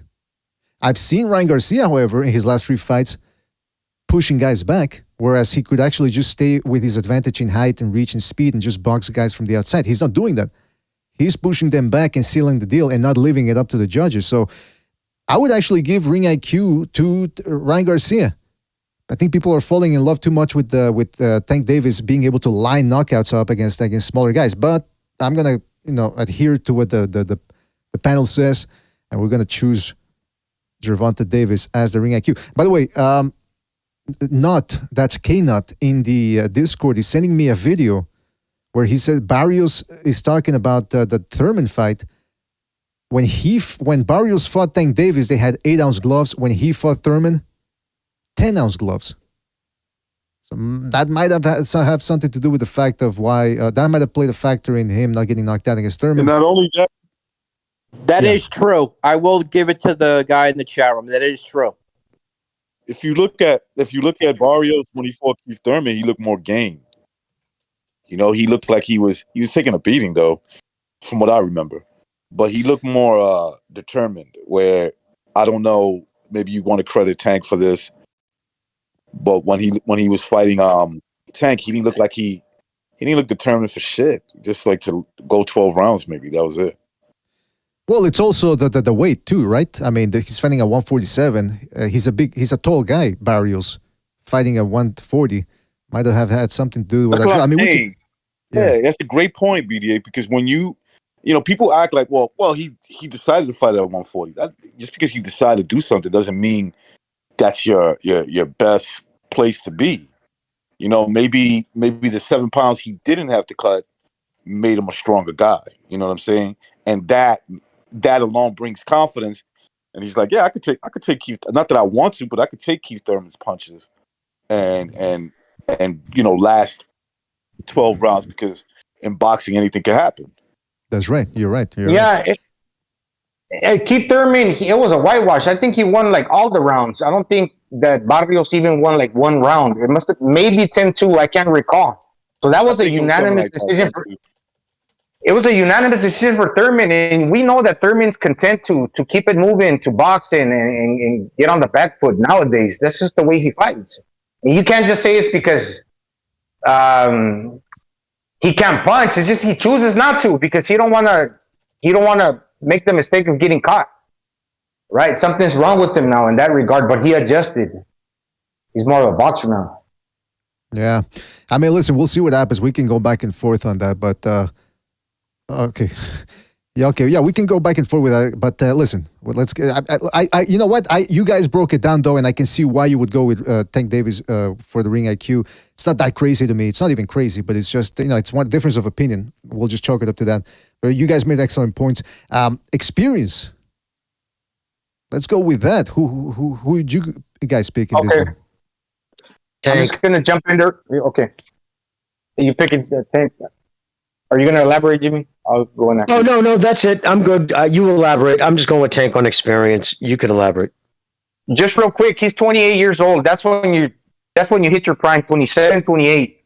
So they got roughly around the same amount of amateur fights. I think both guys lost 15 times, and they had like 200 plus fights. Professional fights, Tank Davis got maybe 3 or 4 more fights than Ryan, but Tank is 28 years old. And I'm just going to lightly favor him in this category because in 4 years, I would say that Ryan Garcia would have more experience than Tank because that's when he's going to ultimately hit his full potential. But right now, as we're talking, Tank Davis is peaking more in that regard when it comes to experience. That's a good way of putting it. Recognize, who would you say has the experience advantage here? Yeah, Tank. And for me, it's I've been following Tank since he was like a fucking little amateur, you know. So I say little because he is little, but you know he was pretty sensational as an amateur. He wasn't like one of those. Domestically, he was at the top. He was one of the top amateur fighters in his weight class, and he was young too, you know. And you add all that, and then with ring experience, and like I said, the professional ring experience is a little different because I kind of see it similar in terms of their level of opponents. Opponents help you experience. That's a fact. You know, not just you being in the fucking ring fighting bums. That doesn't give you experience. So when you look at the level of competition, it's pretty similar. I slightly go with Tank because he's been doing it a little bit longer. When you add his amateur career, I do understand that Ryan Garcia had a good amateur background, but you still got to take into consideration that one guy has been fighting a little bit longer, and even if it's kind of watered down, has accomplished a little bit more as a professional. So until proven otherwise, I mean, I could be going to ring and Ryan Garcia could show like, no, he doesn't check no boxes when it comes to me. We'll find that out. But just the eye test, it looks like Tank. Yeah, by the way, there's people in the chat coming in saying, how did you guys give power to Ryan Garcia? Rewind it, man. Please, because right now we got to move on here. We've got another page of characteristics we're going to go through. We haven't even finished this one. But go check it out. You can rewind it if you want. I'll just say this in terms of experience. I agree with everything you guys have been saying. I think Tank Davis has fought all sorts of stuff. I mean, you could fault him for fighting smaller guys throughout most of his career. But the fact is he has fought a larger array of styles, or a more, not larger, but of much varied level of styles. For example, he's fought pressure fighters like Isaac Cruz. He's fought unorthodox guys like Rolly Romero, tall guys like Pedraza and Barrio. So he definitely has the experience there. If you compare it to what Ryan Garcia, I mean, what does Garcia have? Carlos Morales and Jason Velez, when he fought them, were good step-up fights, but certainly nothing that you would qualify as world-class. Luke Campbell, good fighter. Tagoe, slippery fighter in there. Won't make it easy for anybody. And then Javier Fortuna, whom, another slippery fighter, but Jojo had already beaten him before, so kind of took the luster off a little bit. So absolutely, I will say experience will go to Tank Davis. So let's put that in there. Well, one thing I'll say too, BJ, real quick. Yes. Campbell, Ryan Garcia, even though I give experience more to just based on the eye test, I go with Tank. But the one thing I will say in favor of Garcia, you could probably say that Campbell is at least as good or better than the best fighter Tank fought, which is probably Peraza, maybe. Yeah, and Pedraza was wagering too, by the way. And I know people are going to say, okay, but he fought him. But yeah, okay, but that doesn't take away the reality that there's a pattern here with Tank Davis, draining fighters for some reason. Let's go to foot. Oh, by the way, don't forget to hit the like, fellas. Hit the like. Really helps us out. Let's go to foot movement, or aka footwork. And now when we talk about footwork, fellas, again, I'm talking to the people out there on the internet land. Don't be fooled by the guy who moves around more, the guy who's jumping around on his toes. Who has the better equilibrium? Who's more on balance after they launch a shot and miss, and yes, still remain in balance? Who has hit the deck more because of flash knockdowns, being off balance, that whole type of thing? Consider those points. I'm talking to the people on the internet when we talk about this. Who wants to go first here on the panel? I'd say I'll go ahead, BD. I'd say they both got good foot movement, because in order to throw with power, you have to be. Sometimes Ryan Garcia will say, "Oh, he's got flat feet." Well, yeah, you have to be flat on. Your feet have to be well placed on the canvas to throw. Once again, I've mentioned it a bunch of times, but it's true for both guys. They can displace themselves pretty good from one place to the other, and land and place their feet well to throw with power. But I mean, Tank Davis, he gets on the back foot too much, and because maybe Mayweather tells you work smarter, not harder. There's a life after boxing. That's not conducive to maybe getting the most out of your punch. A lot of times he was facing a one-footed fighter in Gamboa and couldn't take him out like early. He should have, because Gamboa has been knocked down very many times before. He won 11 rounds with Tank, but I mean, he is a shorter guy too, so he's got a lower center of gravity. While Ryan Garcia, I mean, looks a little light in the ass. When he got hit by fucking Campbell, he disappeared off my screen like a sack of potatoes. So I'll say I would have to say slightly Tank Davis, but at the same time, he got to fight more like Mike Tyson, like I was mentioning. Not get on the back foot, because when you step away from your power, you're taking away from the momentum of coming forward. You got to be like a little Mike Tyson. Get under your power like a little icebox and turn into your shots. Ryan Garcia, he will do a good job of chasing you down too. That's good footwork. Like I was saying, get his feet under him. But I'm just gonna say, for that reason, that Tank Davis is shorter, got a lower center of gravity. Once again, Tank Davis. Me too, Tank. Yeah, right. Tank. I got Tank when it comes to the footwork. Although I don't think that's going to be. I think that's just by default in a way, because the lack of footwork that this guy has. Garcia, who does well for a guy who doesn't have that much footwork, because that should teach you boxing fans a lesson. Sometimes you don't have to have the greatest footwork and still be effective. Because the name of the game is punching, baby. It's punching. That's a good point. Now, I do agree that Tank Davis has been doing well in lining people up with his shots, and that's largely because of his footwork, and because we have more fights of him doing so. I would have to agree with Tank Davis. That being said, I do like how Ryan Garcia walks fighters down and he's able to maintain distance. Like it's hard to put pressure on guys and then take a little step back when they try to get at you, and then boom, come right back into punching range to keep putting that pressure. That's something that he does well. He crosses his feet though, which is, you want to do with me, yeah.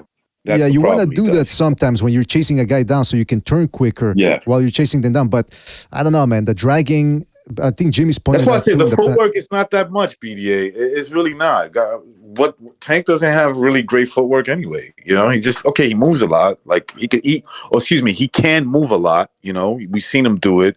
We've seen him back up and knock out Rolly. Rolly's a stupid fighter. Exactly. Yeah, it's a dumbass, man.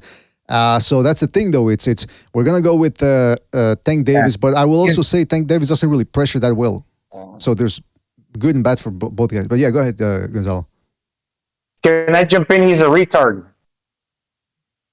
Because I heard everybody calling him names. And maybe Jimmy want to say he looked like Kermit the Frog or something. Oh, no, don't get Jimmy started. He has some vicious ones for Rolly Romero. I think we're gonna get shut down if he goes on with those insults. I just stated that I was happy to see he didn't wear his helmet at the fucking press conference. No. See, that's what I'm talking about.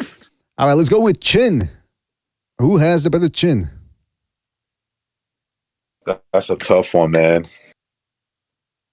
Kind of a guesstimation, really. I just know, and I just know this. I just know that Tank's never really fought a power puncher. I mean, outside of Jose Pedraza, who was weight trained as a motherfucker for that fight, and he instantly went up right after that fight. He hung around at 126 way too long. Isaac Cruz. 130. I'm sorry. Isaac Cruz has to be. Isaac Cruz or Rolly Romero have to be the best punchers. And Rolly Romero stunned him a little bit. I mean, that should have been a knockdown because when Romero touched him, Davis went for a full Nelson, or not a full Nelson, but he went for a takedown and dropped to his knees, and his gloves touched the canvas. That's a knockdown. But the PBC ref, how they do it. Meanwhile, Garcia, he's been down. Like at least for me, he's been down once. Santa Cruz dropped him, in my opinion. So I don't know. Man, that's a tough one. Maybe slightly because of the way Tank's built. Maybe Tank's built, his face. You take that into consideration. He got a flat face, so maybe he's built to take a better punch overall. I don't know. It's hard to say, man, because I know everybody's going by Garcia getting dropped that one time by a guy his size, and foolishly too. But he got up pretty like easy and just like took over from there. He wasn't hurt that bad. Yeah, it was a total flash knockdown. There was no residual effect. It was a knockdown. Right guy, man, a little bit more power on that shit. He might have been put asleep, but it didn't happen. I still think Luke Campbell. Luke Campbell is just as big as Ryan, maybe a little smaller, but you get what I'm saying. More or less the same size, and he took it well, and he came back and just dominated him. So I'm gonna say, slightly chin Tank, but I could be I could be wrong. I mean, listen, I'm gonna go ahead and give it to let's call it for Tank Davis. But the people in the chat are saying, I've seen some people are saying, but Tank's never been officially dropped. Okay, but again, it's like when people go, well, this guy got the official decision. Yeah, but what did your eyes tell you? We've seen Tank Davis dropped. Rolly Romero stunned him and dropped him. Fucking ref didn't call a knockdown because they got tangled up and he went for the knockdown. That's a knockdown. within I don't know the exact time frame, but usually you have a 5-second window. So if I hit you and you go for a knockdown and you drop that to your knees, that's a knockdown. Refs call that knockdowns, but that referee in that specific instance decided not to, and I think we all know why. Officially means nothing when it comes to boxing, especially, right? Because we seen Badu Jack beat the brakes off of what's the half breed from London. You know, he got a nice looking sister. I'm forgetting. Oh, James DeGale. His name. Oh, Brooke. James DeGale. There you go. James DeGale. Yeah. We've seen him batter him. We've seen him knock his teeth out. Okay, we've seen him beat the shit out of him in those last couple of rounds, man. And they gave the fight to DeGale. So I mean, it is what it is. It doesn't mean that he didn't get beat up in that fight. Doesn't mean that he lost something, you know, besides his teeth in that fight. Okay, I think he lost something upstairs too. You know what? It's interesting that the tank fans are calling us delusional. We're not Ryan Garcia fans here. Meanwhile, they refuse to acknowledge that he got stunned. That Tank Davis got stunned against Rolly Romero, and that he possibly got dropped against Los Santa Cruz. So I mean, one person here or a couple of people are acting biased, and the other people are just calling it how they see it. I don't understand what the problem is. We got to open up the phone lines and get some of these people to call in. I'm curious now to hear from the.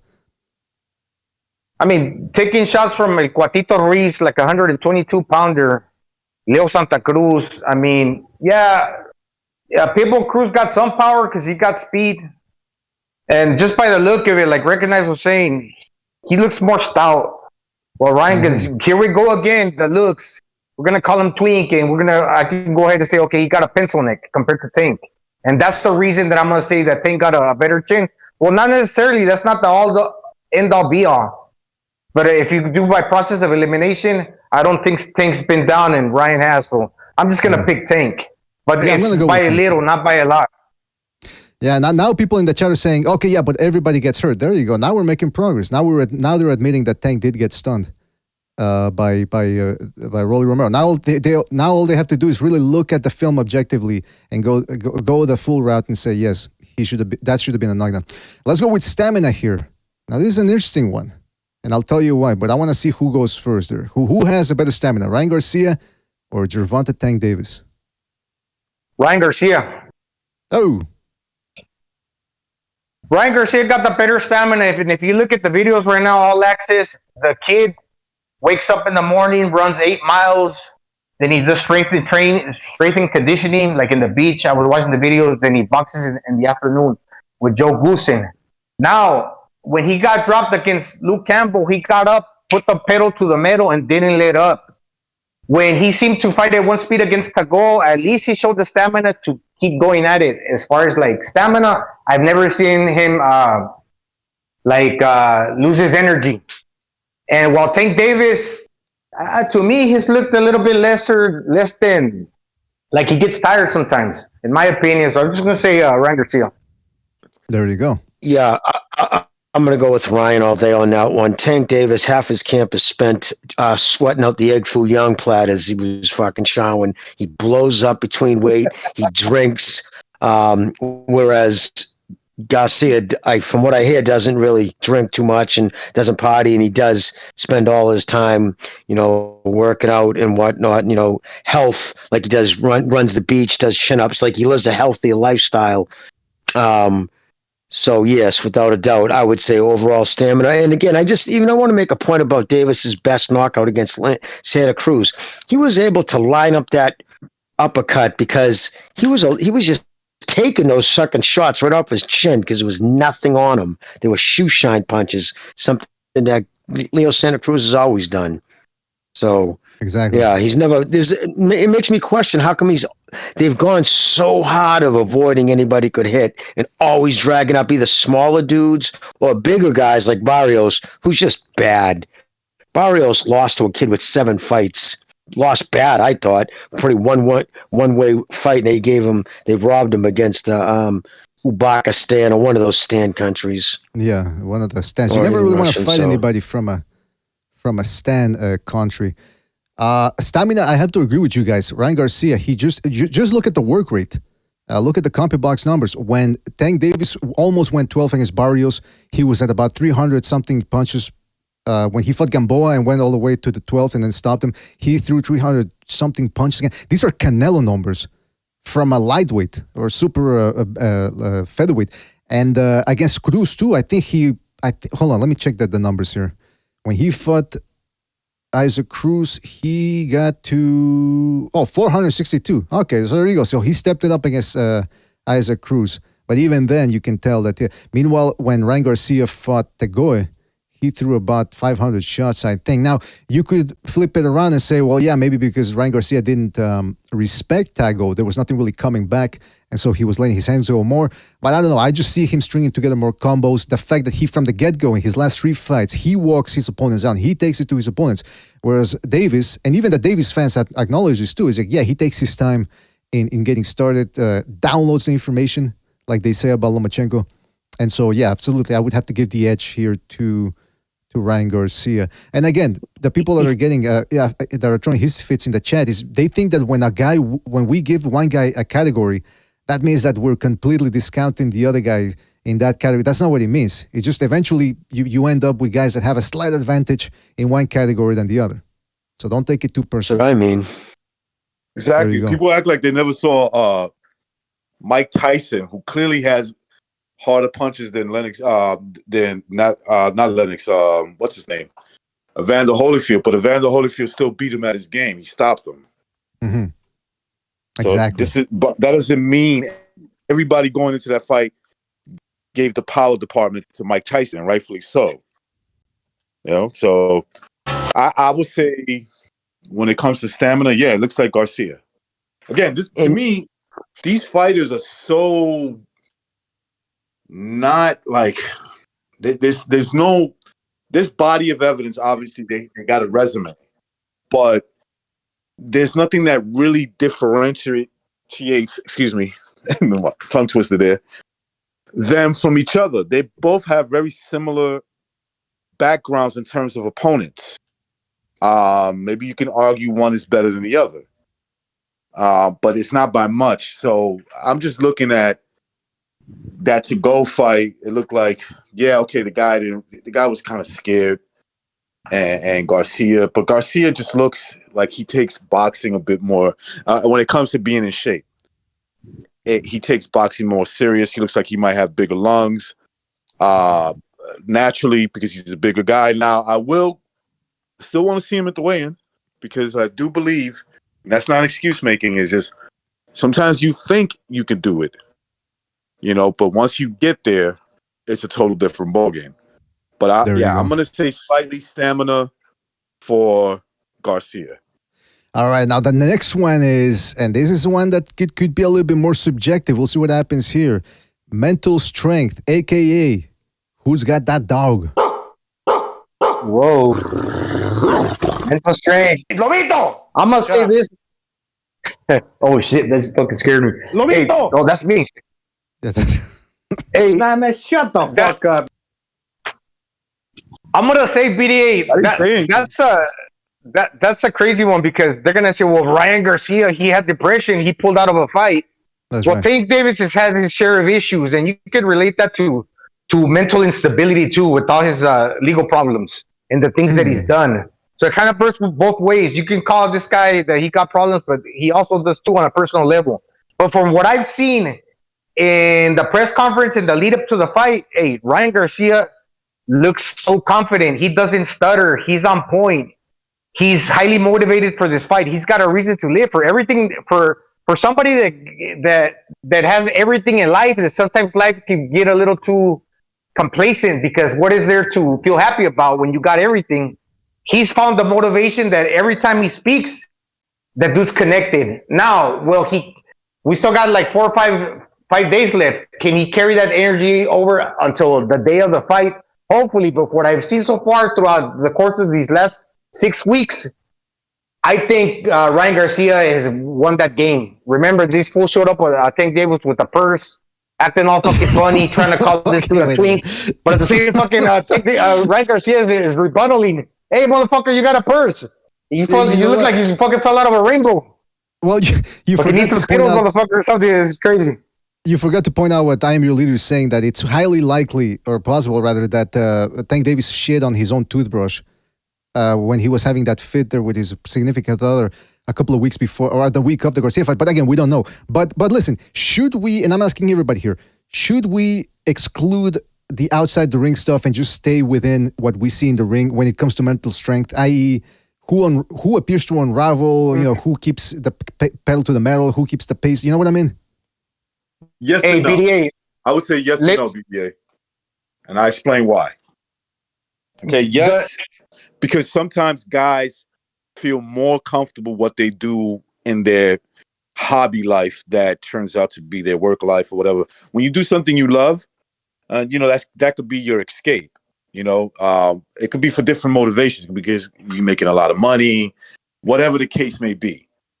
But so I would say yes, you should just keep it to the ring, and no at the same time, because sometimes what you do in your personal life can creep up into what you do in your professional life. I mean, personal and it's part of the same category. Like what you do for a living actually is part of your personal life. So if you live recklessly in your personal life like Tank does, right? I'm not saying that Ryan Garcia is squeaky clean, because from the way I understand it, he got issues too. I mean, imagine being De La Hoya's son and you got to keep that shit a secret. I mean, that will fuck you up like growing up in life. So yeah, I would say, I'm kidding about that, but I have a feeling that that's his son. That's just my little conspiracy theory. But I think mental, you got to go with Garcia. I'm giving it to Garcia. Yeah, by the way, I recognize if you look at Ryan Garcia's mom lately, she's been looking a little hussied up, like something changed in her face. She looks a little different. She looks all right to me. I'm giving her an 8 today. Let me look up this picture. Yeah, plastic surgery. I was gonna mention something. She got De La Hoya, right? She got him, so. Must have been a good-looking girl. That's a conspiracy theory right there.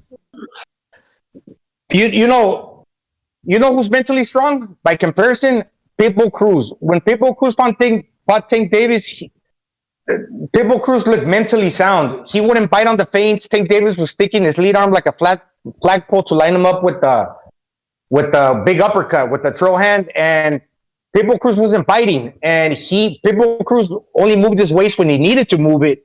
And Tank Davis seemed to get a little flustered. And if you ask me who initiated the clinches, the wrestling and tussling and was throwing the other fighter down, it's hard to tell.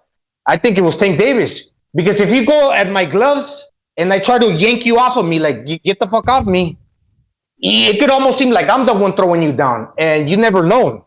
But if you ask me, the one that was frustrated by all the evidence after, it was fucking Tank Davis. That he couldn't deal with the speed of Pitbull Cruz. So that seems to me like inside of the ring antics. Like he fought a very poised, even outside of the ring. Pitbull Cruz is well spoken. I mean, it does look like the Apocalypto guy, but looks ain't counting here. Contrary to Ryan Garcia, it's a little different here. The narrative is not that he looks the way he does, but yeah, Pitbull Cruz is he's a very grounded person, but by the way he speaks, and when he was inside the ring, he showed a lot of mental poise. And the one that got frustrated was Tank Davis. I'm done. Who's next? Jimmy? I don't think we've heard from you. I really don't know. I don't know. Because I haven't seen enough of Garcia. To me, he's still a prospect. You know what I mean? He's only got really one fight under his belt. I don't like that he used that, I have depression bullshit. I personally think that was an excuse because he didn't want to have that fight. And I think he was having personal issues with Golden Boy at the time. And I think that was just a crock of shit he used. But then again, is just admitting that publicly nowadays. I mean, there was a time, and I missed that time when it was considered weakness to say you have fucking mental issues because now everybody uses it for everything. We went from, not taking it into consideration to now that's the go-to excuse. So I don't know, man. They both, so whatever. Go with whatever the fucking. So far, I think you guys have all said Whoever you guys are all going with, I have no fucking say in I don't that know. one. Listen, Jimmy, I'm with you, man. I don't know who to go for, man, because again, we said we were going to exclude the outside the ring stuff, so I'm going to go ahead and do that. And I've seen Tank Davis stand up like when he needed to push it a little bit against Santa Cruz. That's what he did. Against Barrios, he was able to pull it out, not because he threw more shots. It's just because he was very precise with those shots. Meanwhile, Ryan Garcia got up from the Luke Campbell knockdown and kept on putting it on Luke Campbell and ended up hurting him and then stopping him a couple of rounds later. So, would it be appropriate to say even, or do we give if we look at the outside? Even. Yeah. It's almost even. It's proven otherwise, because I do agree with Jimmy. The one thing that you can pick at Garcia is that whole "I'm depressed." That shit is frowned upon. Like, look, you can say whatever you want, but like, men are not supposed to be talking about this shit. Like, that was well established in my mind as since like I can understand things. Like, okay, I'm a boy, you're a girl. That's it. Like, from there on out, it was always installed, like, you're a man, like, act like one. Yeah, you On say the other that shit for hand, your family and friends, not for the yeah, public. exactly. On the other hand, take Tank for example. Tank is like a narcissist, right? He comes from that culture. Very narcissistic. Some of them are weak-minded, but some of them are strong-minded in their determination to keep an image. And sometimes that can develop within the constraints of maintaining an image. That can make you more mentally stronger. Like faking it till you make it. That type of shit. Yeah. So he might be Excellent. stronger at that point than Garcia. Yeah, That's you an make excellent point. Yeah. Go ahead, Jimmy. Go ahead. I was going to say, make an excellent point. I'll make it real quick. If you actually look at his childhood, I've said it many times, Davis had a horrific childhood. I mean, house being raided as a child, like, I can't stress enough. Any psychologist will tell you the fucking devastating effect to see your only parent being dragged out in handcuffs for crack and being tossed in foster home after foster home. I mean, he did have a terrible childhood. So did that make him mentally strong? I mean, clearly, he didn't end up in the streets. He tried to. He was involved in a lot of that shit, but he still didn't end up, on a slab. So he had enough mental stability to keep going to the gym, right? Instead of the streets that called to him. So, there's pluses there. I mean, Garcia did, like he admits, had a very good childhood. He was raised in a nice area, had a good childhood. So that's why, like, what the fuck you got to be depressed about, dude? You know what I mean? But anyways, yeah, so. Jimmy, that's an excellent point, because look, us being from the Northeast, Baltimore is kind of from the Northeast too, really, if you look at it. They kind of have the same we have the same kind of neighborhoods. Whether Baltimore is worse than others, that's not the point. We've met guys like that lost it. They just went to prison, in and out of prison. They have that, and you can see that across the country. That's not just like related to the Northeast. The reason why I bring up the Northeast is because it's the region, so I can understand his temperament better. This is why I like him. I know he's a good kid, but I know that sounds funny. I know that he's stupid. He's dumb. He makes dumb choices because he's trying to prove something because of the environment that he's in. Now, you're responsible for your actions. Whatever happens to you is going to happen to you. Yeah. I think he knows that. He knows that, and he doesn't cry about it. It's just like, look, I know I'm fucking up.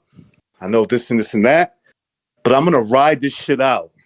Hell yeah. And whatever happens. You know what I mean? Whatever happens. That's right. There you go, man. I mean, that's an interesting way of breaking it down. Listen, that's right. I'm gonna go ahead and just give it slightly to Tank Davis. Again, these things, it's not black and white, no pun intended. Just because you give it to one guy doesn't mean that he's overwhelmingly the favorite in that category. But I'm gonna head with that. Let me just take a moment here to leave this like this so I can take a screenshot later. Hold on a second. Yeah. What the fuck? I was gonna add, BDA, that until proven otherwise, like, recognize it. It's like when somebody questions your because nobody of these guys have lost. They've all pulled it out. Like they won their fights. Maybe at worst, Tank Davis has stared up at the clock from time to time, and particularly like one fight, if I can recall. I'm not for sure, but they won both of their fights. But it's one of those things like with Hart, somebody said, "Hey, Gonzalo, you gotta." How the fuck do you know? It's like only God knows that.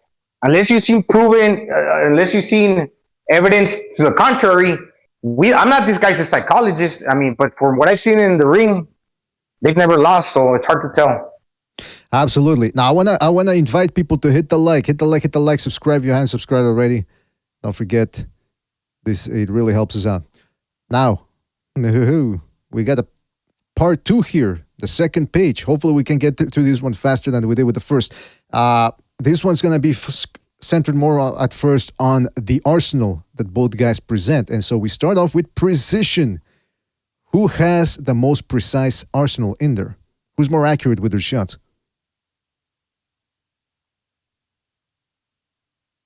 Damn, that left hook is real precise, but Tank Davis's uppercut. I mean, Tank Davis, he scored on Leo Santa Cruz because Leo Santa Cruz threw it 3 times in a row. He threw it, then he took the hand back and threw it again. That's 6 movements. He lined them up, timed them. Also, Rolando Romero, he was darting in, he was lunging, and Tank caught him.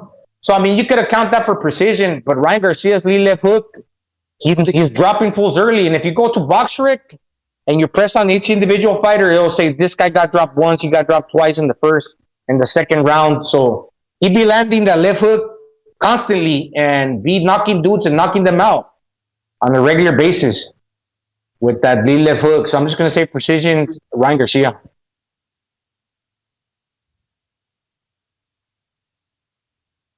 Who wants to go next?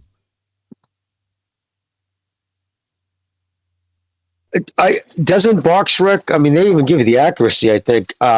If I remember correctly, I think Tank has above average, but he throws below average amount of punches, but he's pretty accurate with his punches when he does let his hands go.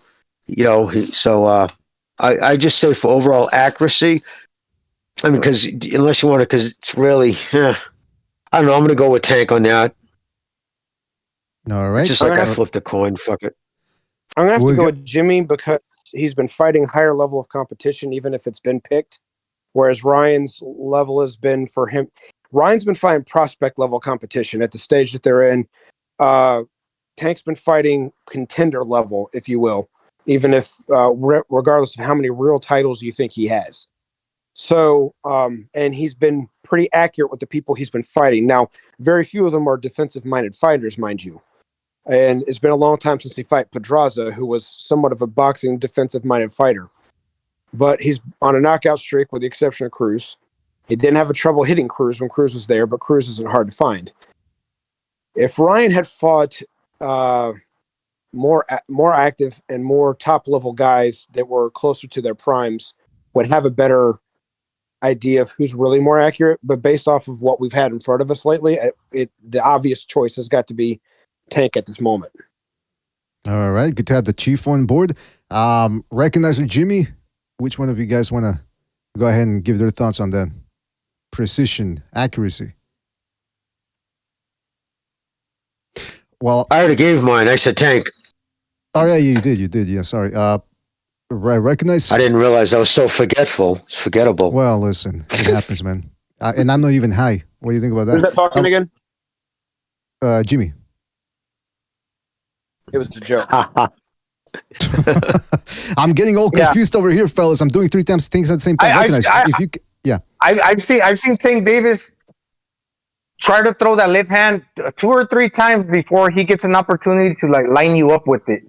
So he does like a little trial run with the left. He starts throwing it like at half speed and lining you up. Then when he was trying to line up Pitbull Cruz, he was sticking that once again the lead arm like a marker to try to line up Pitbull Cruz with the left. And I think ultimately he ended up hitting the elbow or the top of the head. So he can't be too precise when it comes to somebody that got a good defense. But I mean, that's Pitbull Cruz. He does shell up pretty good. With Ryan Garcia, that lead left hook, man, it's fucking accurate. He'd be hitting that cobra bag like there's no tomorrow, and that's a little bag. That's a good point, right? man. So he works on his accuracy. He is very good at that Cobra bag. I've seen some videos with him on that Cobra bag. It's not an easy bag to hit, and he is very precise with it. By the way, people in the chat are debating about whether Victorville is actually a nice area or whether it's actually dangerous. We should have made a category for that. What was more dangerous, Baltimore? Yeah, I've been there, BDA. I'm only going by what he said. I have no idea. I've never been there. Yeah, I've been there. I used to go to the food for less. I bought a pit bull there. I was mentioning I know West Baltimore is the scariest place I've ever been. I've been to scary fucking places, and that is the scariest place. You can feel death in the air. And that's what I'm white. I'm not allowed there. What about whatchamacallit? Fucking downtown Chicago, like that what we had this past Saturday. A lot of fun. I've been to Chicago, but I never went to the ghetto. So I'll say that. I never went to the ghetto of Chicago. The thing about where Ryan Garcia lives now. The thing with about where Ryan Garcia lives, it's really hot. It's close to Las Vegas, like an hour away. So, heat makes you tougher too. I know cold does as well. It's fucking hot. And when it comes to like gang warfare, or I don't know, like crime, there's a lot of meth labs. It's kind of like rural in some spots. Very Apple Valley. That would make sense, man. That would make sense. The sun does make you stronger. The sun does make you a stronger person because you get a lot of vitamin D when you're outside. Like I can look. I've told you guys I've lived in Florida and New York. And I notice when I'm in Florida for a significant amount of time, I notice that I feel stronger. Like, there's certain things that don't bother me, like when I'm in New York. You know what I'm saying?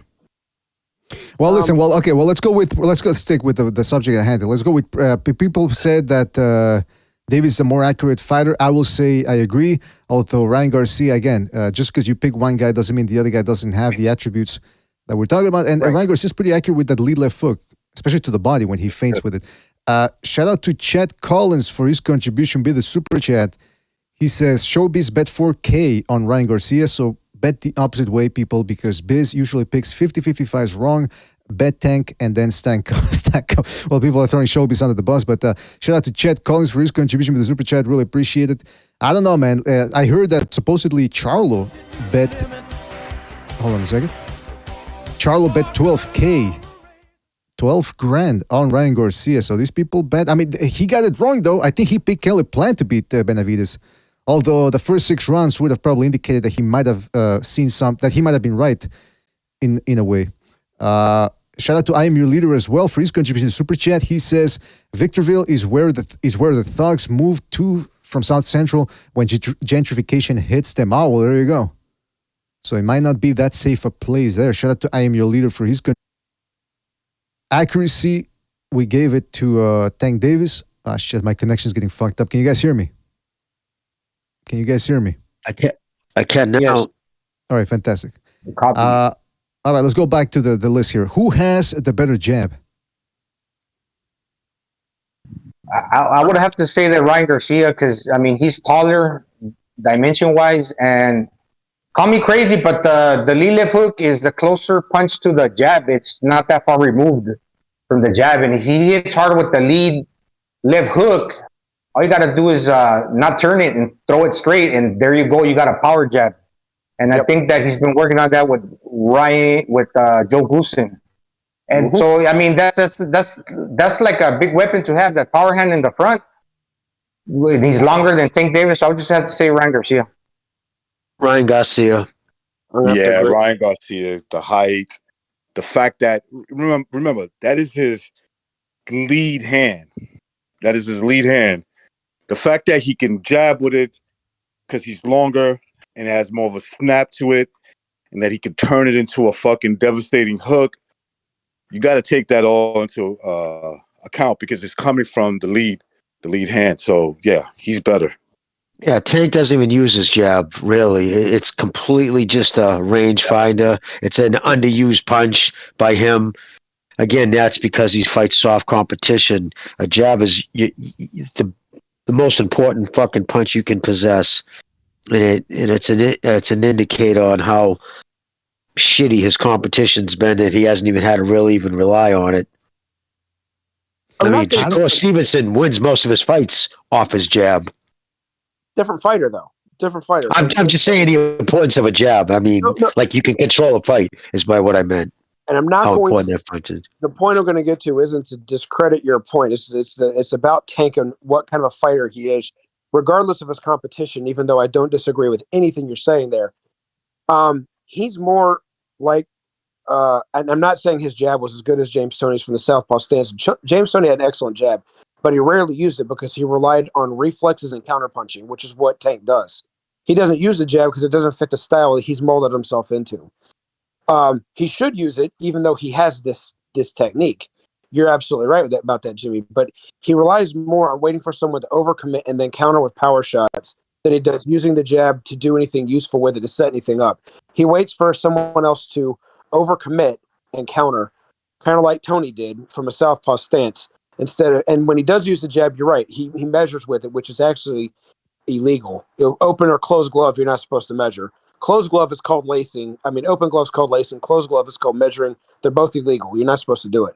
And he kind of uses that with his right to set up, to keep people out so he can measure up his power shot for when they leave an opening. But, yeah, since he barely doesn't use the jab, Ryan's the obvious winner in this one. But my point is it's not the fact just of the competition. It's the style he's developed of relying on what reflexes he has left to set up a big counter shot. And that's why his jab isn't as good. Ryan relies on it. Tank relies on reflexes. I've never really seen Ryan Garcia with that good a jab. When I was rewatching the Tago fight today, and he was sort of laying that jab out there. Like after he would jab, he would drop the hand, and he wasn't even that accurate with the jab. On the other hand, Tank Davis, usually the shorter guy who has a better precision, can still have the better jab. But then again, like you guys mentioned, he doesn't use it all that much. When he fought Barrios, who's just as tall, I believe, as Garcia, he wasn't throwing that jab that much. He was leading with left hands, kind of like Benavidez does, just pumping them, using that left hand as a jab. So I don't think either guy has that great a jab, but since you guys are picking Ryan Garcia, I'm going to have to give it to him. But hey, I'll say this, a jab couldn't hurt either of these. I mean, what I'm saying is a jab would be a good weapon to use in this fight. So we'll see if either absolutely. guy... Yeah, we'll see if either guy... Yeah, it would be crucial for both guys' attacks. It would be a crucial punch for Ryan to keep the shorter guy at bay. And for a shorter guy, it's the most important punch because that's the punch you use to get in on the taller guy. You jab your way in, double up. Exactly. What Tyson used to do. Yep. Well, we get now to the rear hand, aka the power hand, the power punch. So for Garcia, that would be the right hand, and for Tank Davis would be the left. Who has the better rear hand? Tank Davis. Tank Davis got the better. Yeah. Tank Davis. Doesn't mean that Ryan can't punch with the rear hand because I believe he's a right-hander and he's just punching harder with his lead hand. So that would make him a hard puncher with both hands. Same with Davis. He hits hard with both hands as well, but I think Davis got a harder trail hand because that's the punch that he turns over. So he turns it over with a lot of power. Yep. Also, many southpaws usually don't have a good hook. I mean, I'm going through all the southpaws I can remember, other than Marvin Hagler, who also would switch hit. So it wasn't always used as a hook, even though it was the right hand. There's more of like a cross combination. Like Michael Dunn didn't have one, Pernell Whitaker didn't have one, Michael Moore didn't have one.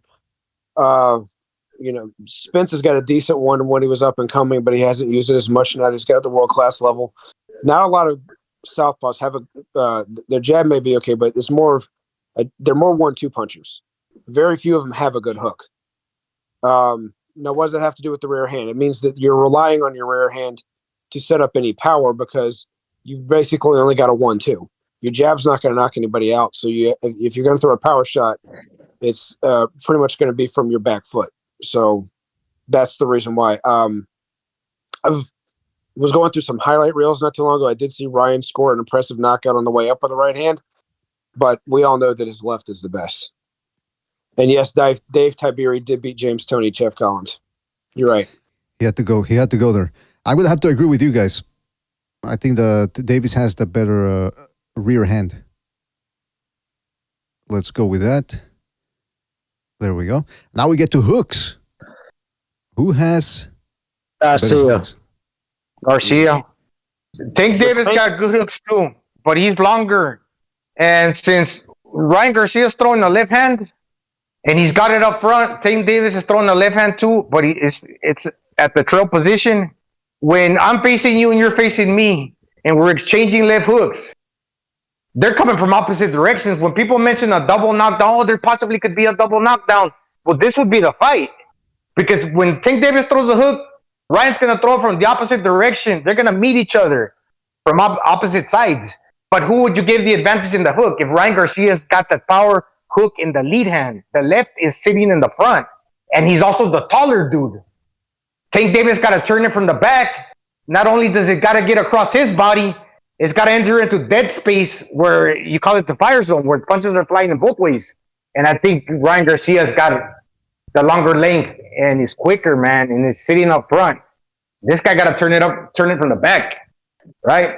So exactly. Hook for hook, when we talk about there could be a double knockdown, Ryan Garcia's going to get there quicker. So I'd say I give the hook all day to Ryan Garcia. Even though Tank Davis got a good hook, he's got to do more with it because he's shorter.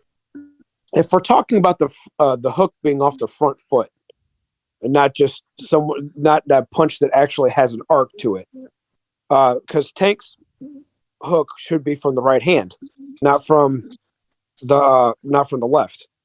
By the technical speakings of boxing, he may throw a wide power shot or a cross, but the hook's technically off the front foot. And the right hook, he doesn't have a very developed one. He does have one when he throws it off the left. Like when he hits you with the left, he'll follow up with the right hook, but his right hand again is more of a measuring punch, and that is his lead punch, lead side being a southpaw. So the right is supposed to be his jab. It's supposed to be his hook, his lead hook, not the rear hook. And the front foot hook is thrown better by Ryan by far. Tank's hook is usually thrown off of the left hand as a follow-up punch to bring him back on balance, so he doesn't overcommit to the left. If I'm understanding Gonzalo correctly, it's Tank throwing the left high and wide from the back foot when Ryan's going to be throwing it off the front foot instead of using the jab. And he is right in that situation. It will be coming from opposite sides. But and the long answer is Ryan. Well, there you go. I mean, look, again, this falls into one of those categories where each guy, he's not the overwhelmingly superior hooker. I wouldn't want to be on the inside against Tank Davis because he has shown that he can show some mean hooks himself. But I mean, yeah, Ryan Garcia, that left hook is notorious for just being a solid left hook, man. And a lot of guys, interesting, a lot of professional fighters are hesitant, even professionals, hesitant to throw hooks because they don't want to leave themselves open. And the fact that Ryan Garcia is willing to just throw that hook out there, a very dangerous weapon if he can connect with it. Let's go with the uppercut. Who's got the better uppercut? Tank Davis. Tank hands down. Yeah, that's his punch. Exactly. Yeah, it's interesting. Ryan Garcia's got those long arms. He's got good power, good velocity. You don't really see him throwing that many uppercuts. It's weird. I don't know why he refuses to, or maybe he does. Maybe he had a bad experience throwing uppercuts and he doesn't want to do it. I mean, we saw what happened with a fucking tall guy like Fortuna leading with that uppercut, which is a big no-no. Maybe Garcia did that in the gym one day and decided that he didn't want to throw any type of uppercuts anymore. I don't know, but you guys are right. Well, if you have one of the better punches, you know what I mean? That check hook he has, that check left is such a weapon that it's hard not to fall in love with and not want to use it. Everybody wants to use their best punch. That's ideally what you're trying to do is capitalize on that other knucklehead's mistakes, and hopefully you capitalize. You force him in a position where when he does make a mistake, he'll be ready for that left. So it's just not. Yeah, he's the hook guy. That's his thing. Whereas Tank, that's his punch. Is the hook. I mean, yeah, Jimmy, and I mentioned something real quick that I just thought about, and it's crazy because Ryan Garcia, to him to throw a hook is basically just as easy. Not that it's easy, but it's just as easy as throwing a jab. And in every fight, most fighters going to get hit with the jab regardless. It's the fucking boxing. You're going to get hit with the punch. So if you try to even avoid it, dude, you're getting your head snapped back with the jab. You're getting your head rolled to the side and knocked down or knocked out if you get caught by the Ryan Garcia left hook. Because he can throw it just as quickly as normally like a person that throws a jab can or would. That's crazy. That's a great Tank developed that fucking uppercut from his amateur days. When he was a kid, he used to his favorite punch, and you could watch there's videos out there. His favorite punch was the counter right hand. He would catch you, especially when he's fighting guys taller than him. Right? So he comes up in that upward movement. And he would catch these dudes, and they would be fucking hurt, like, you know, sometimes even to the point they got stopped. I think from there he learned how to finish up with those punches. And because of the way he's built, his stature, one of his favorite punches that he fell in love with was the upward uppercut or the upward uppercut hook. You know, because the guys are taller. You know, you're fighting guys 2 or 3 inches taller than you. Or maybe even more at certain points, 4 inches taller than you. That's the best punch to throw, like a Mike Tyson, like the way Mike Tyson would throw those hooks. So he's naturally gonna be great at throwing uppercuts. Like a guy like Mike Tyson, when he fought bigger guys, those were his best punches. His best punches were those hooking punches and the uppercut. You know, from either hand. The uppercut was his leverage, where he got that shit from his legs. I don't think Tank got huge legs, but he's got enough foundation there where he generates a lot of power. Mm-hmm. Yeah, that's right. Recognizing it. Sorry, BD. And since the uppercut is like real sneaky and he's already short, he can like kind of curl into a little bob, bend the knees, and you would never expect a little short shot from the inside, splitting the gloves a lot of the times. I think so, right? Am I wrong? Yeah. No, he does split the guard with that uppercut. You're right. Davis he's got some mean velocity on his shots. Real quick, shout out to Sutzer for his contribution with Super Chat. He says, saludos. I just want to send some love for UBDA and the mustache man from Germany, Puro 1488. He's fucking Sutzer. Sutzer is a fucking maniac, man. Shout out to Sutzer for his contribution to Super Chat. Always appreciate it. And shout out to the Buckethead. Some mean guitar licks from Buckethead. If you haven't checked him out, go check it out if you're into guitar playing. More people, I don't understand why more people don't talk about Buckethead. They still talk about Eric Clapton, this. What's the guy from the Rolling Stones? Keith, druggy guy. Or they'll talk about Keith Richards. Santana. Keith Richards, yes, thank you, Carlos Santana. What about Buckethead? Can he get some love? Is it because he doesn't show his face? You know, people say the same thing about me. They don't give me credit as a podcast host, enough credit, because I don't show my face. You don't need to see my face. Believe me, you don't need to see my face to enjoy the content that we all I think that kid Buckethead is from another band. I think he's probably a well-known guitarist from another band, and he covers his face for royalty reasons or for whatever reasons. But that's my opinion. That could be. Hey, fellas, don't forget to hit the like. Hit the like. Really helps us out. All right, this one's going to be a little tricky here, fellas. Body work. Who's the better body puncher? Yeah. I'm going to give it to Ryan Garcia, BDA, and this is the reason why. I mean, Tank Davis is a southpaw. Mm-hmm. And when you're punching to a target, your liver's on your right side, but when I'm facing you with my left hand, that aligns to your liver. And yeah, Tank Davis is a southpaw, so he obviously hits hard to the body, particularly like the liver, because that's the shot that will take you down. He hurt Mario Barrios to the liver. I think that was the ultimate like knockdown, and the referee jumped in and stopped it. But the thing about Ryan Garcia, he also hits hard with the left hand, and that sits in the front. He can throw real quick, like Julio Cesar Chavez was a notorious body puncher with the left hook to the body for a right-hander because he knew how to throw the lead hand, and you telegraph it. Ryan Garcia is not going to telegraph. It's just like the lead hook upstairs. When he throw it, it's going to travel a short distance. He's not going to give away his position. How I know this? Because when I practice boxing, I'm lefty too. I got to throw my trail hand from the back. So you kind of telegraph it more, and you got to get way in there to throw with power because you got to turn it over, and it's got to get across your body first before it gets to the other destination. But Ryan Garcia, it's sitting pretty right there in the fucking front. All you got to do is turn it a little bit, and we saw how he caught Luke Campbell with it. We're on the uppercut? On the body shots. I don't count the shots to the kidneys. I don't count The ones that are knock you out is the shot to the breadbasket, the solar plexus, left hook to the liver. Those are the two shots that'll take you down in boxing. I mean, it's happened before, but very rarely to the kidneys. So we're targeting the left side, the right side of your body, left as I'm facing you. And I think Ryan Garcia gets there quicker with the lead left hook because he ain't giving away his position.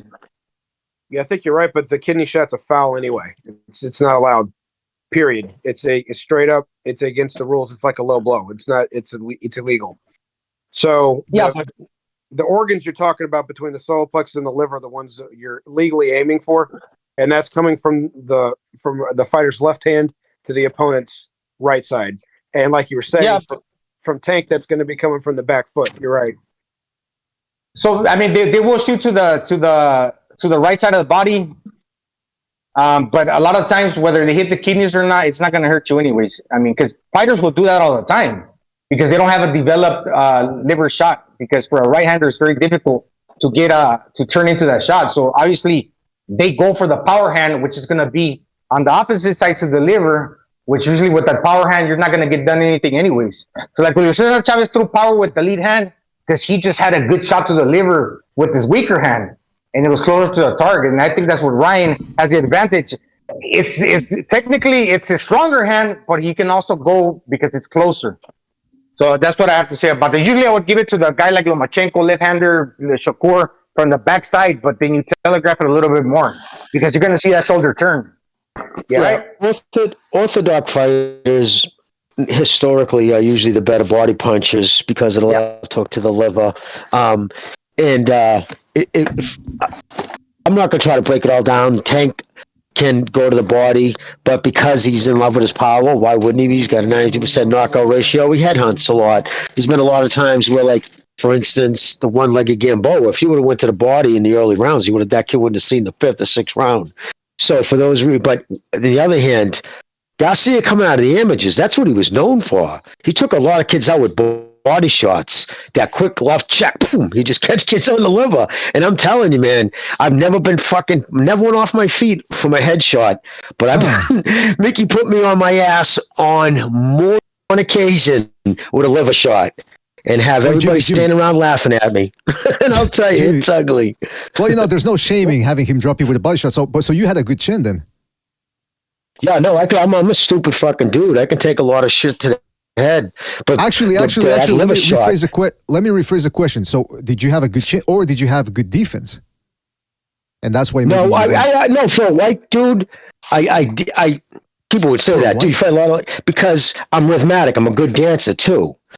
Whereas, like, because I was taught that as a young kid, that was like when my grandfather was a trainer, he said, give me a kid who has good rhythm. If you saw a kid dancing and the kid was a good dancer, they'd be like, oh, that would pique his interest as a fighter because it's rhythmic, violent dance. It's all about rhythm. When they say you're checking somebody's rhythm, it's a dance you're doing in there.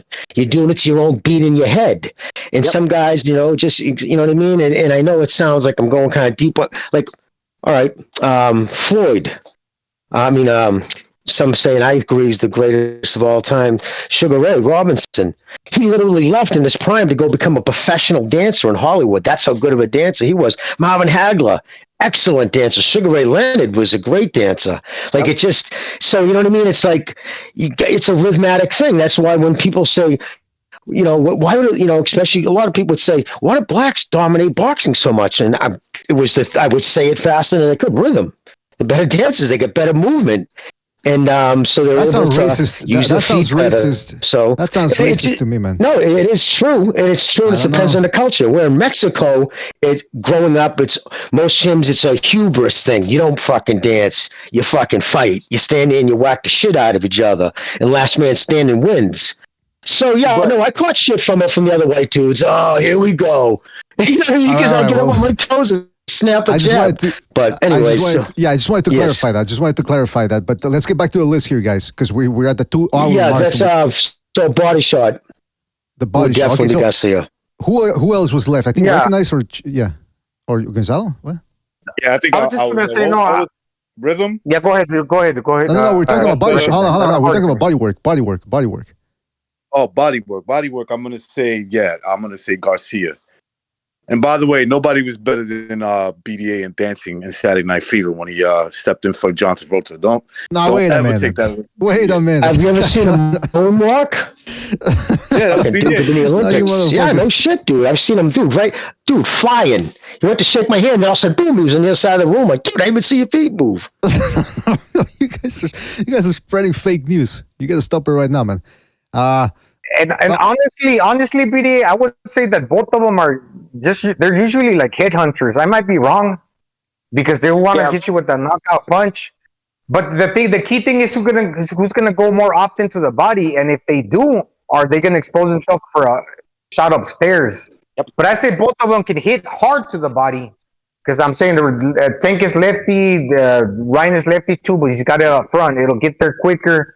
And with Ryan, what I saw in that shot that he did land, that shit was like he changed levels, and I think he learned that from Eddie Reynoso practicing with the towel or with the pool noodle when they swing the pool noodle at you, and you gotta like tilt back and tilt back in, bob in, weave out and bob in again, and then throw it. Is like how Canelo did it. You just don't know if it's going up or down, and that was nice. That was real nice. But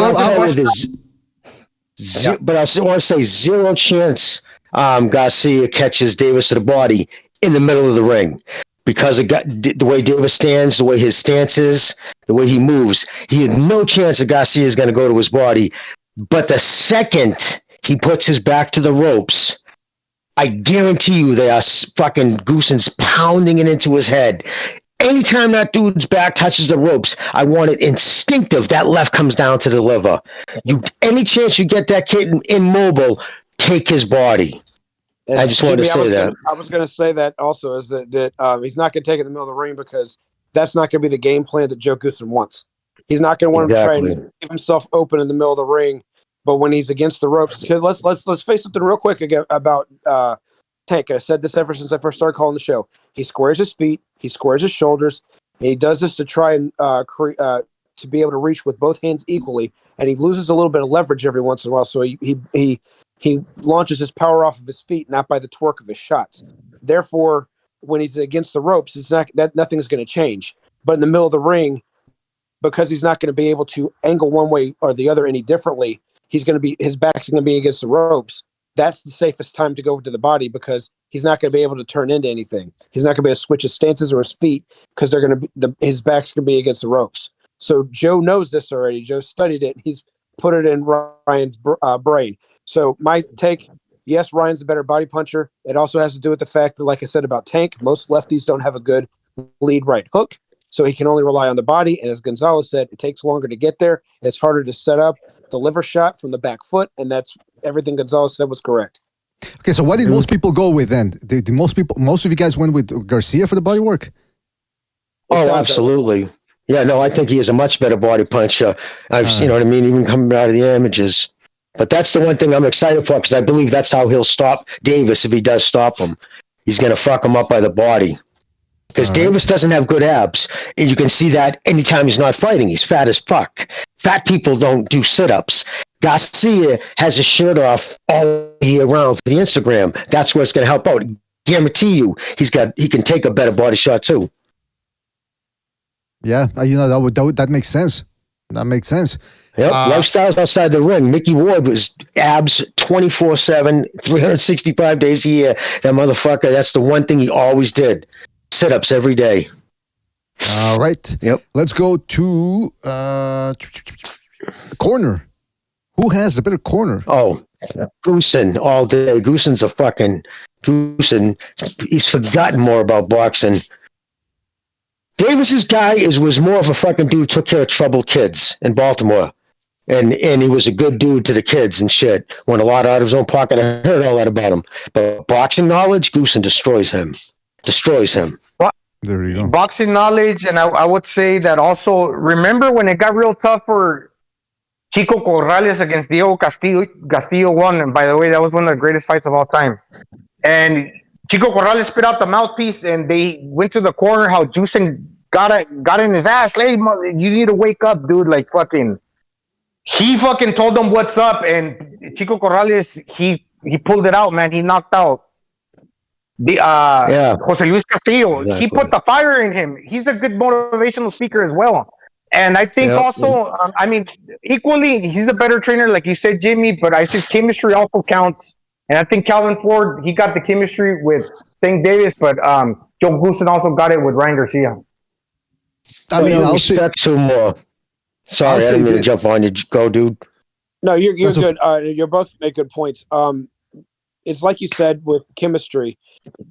I've noticed, even though Ryan went the distance 2 fights ago, I've noticed the fact that he's listening to Joe Goosen all the time. Now, Joe Goosen, up until this, and Ryan Garcia has pretty much been known as a gun for hire. He'll train you and he'll take the paycheck. And I'm not trying to diminish his knowledge, but he hasn't been working with anybody full time in quite some time until now. So if Ryan's listening and Joe's really putting his time into him, if it's a mutual respect there, you're going to see a lot more improvement from Ryan Garcia. And you'll see it in this fight because he's going to listen. Joe's going to give him the knowledge and he'll execute. And that's how Joe operates. He's extremely smart. And going back to what Gonzalo was saying, it was with the Corrales thing. When he first spit the mouthpiece out, or when it fell out, however it happened the first time, he actually said, "Get inside on him, get inside on him." And then when it came out the second time from the second knockdown, he actually said, "You got to effing get inside on him now." And that was all there was to it. It was no more distance and trying to fight him at distance. You will fight him up close. And he went out, and Corrales went out and complied and won the fight. And I was going to say, dude, because the reason why he was a gun for hire, right, which he was, you would see a lot of people after they reach champion status, if they're ever falling out for whatever reason, you've seen him get in the industry. That dude knows what he's talking about, and he doesn't take any bullshit. That's why fighters, he stays with, but he takes no bullshit. I guess he did well in investments, and don't let those sparkly fucking sequin jeans fool you. The dude could fucking still probably throw hands. He's a tough dude. And him and his brother in the 90s, the Goosens know what they're talking about. Yep. And to Chief's point, but that's why he was a hired gun, because people knew that's, who to go to. And I think that's in a huge way. And I think Davis, it's a lot of the guy he grew up with. He owes a lot to this kid. He kept Davis's head on straight when, the streets were calling him. There's a lot of, probably more love, but respect. Is it on Davis's clock now? I'm the money guy. Because I'll tell you, Goosen, man, you 10 minutes late, he's going to get in his car and go to fuck home. He won't fuck around. So, and from what I've heard, from what I think was Steve on said, that it's yes, sir, no, sir, never late, never wants to quit early. And, Joe will pick up on that. Guys, we're going to train 2 to 4, and at 3:59, they're taking their wraps off. You know what I mean? That plays a lot. Joe won't put up with that. You won't get him again. He's like, dude, this isn't what you want. So, well, if I remember correctly, I don't remember who it was, but he's like, if you don't listen to what I'm telling you to do, I'm not going to be here when you get back. And they came back, and Joe went in the corner. Yep.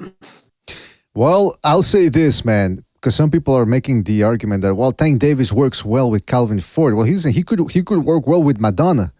That doesn't mean that same trainer can work his magic on everybody else. Joe Goosen definitely has more experience than Calvin Ford at the top level. He's been training different types of fighters, like you guys mentioned the Corrales example. I mean, even in a fight that his guy didn't win, but nevertheless showed massive improvement compared to the first, was Shane Mosley. Shane Mosley got utterly worked over by Winky Wright. Goes over with Joe Goosen, loses the rematch, but loses. I gave him 5 rounds in that fight. And that was at the time when Winky Wright was, at worst, you could say, the number 3 or number 2 pound-for-pound fighter in the world. And Shane Mosley almost pulled it off. So, and that was Joe. And Joe Goosen was like the Jedi master in there. Yeah, Joe was working his magic.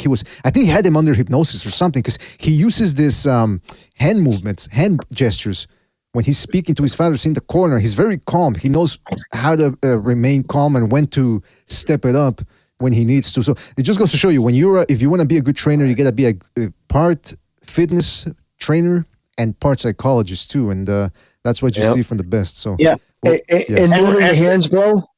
Oh, can I just say real quick to you, if you remember this part, dude, take 2 seconds.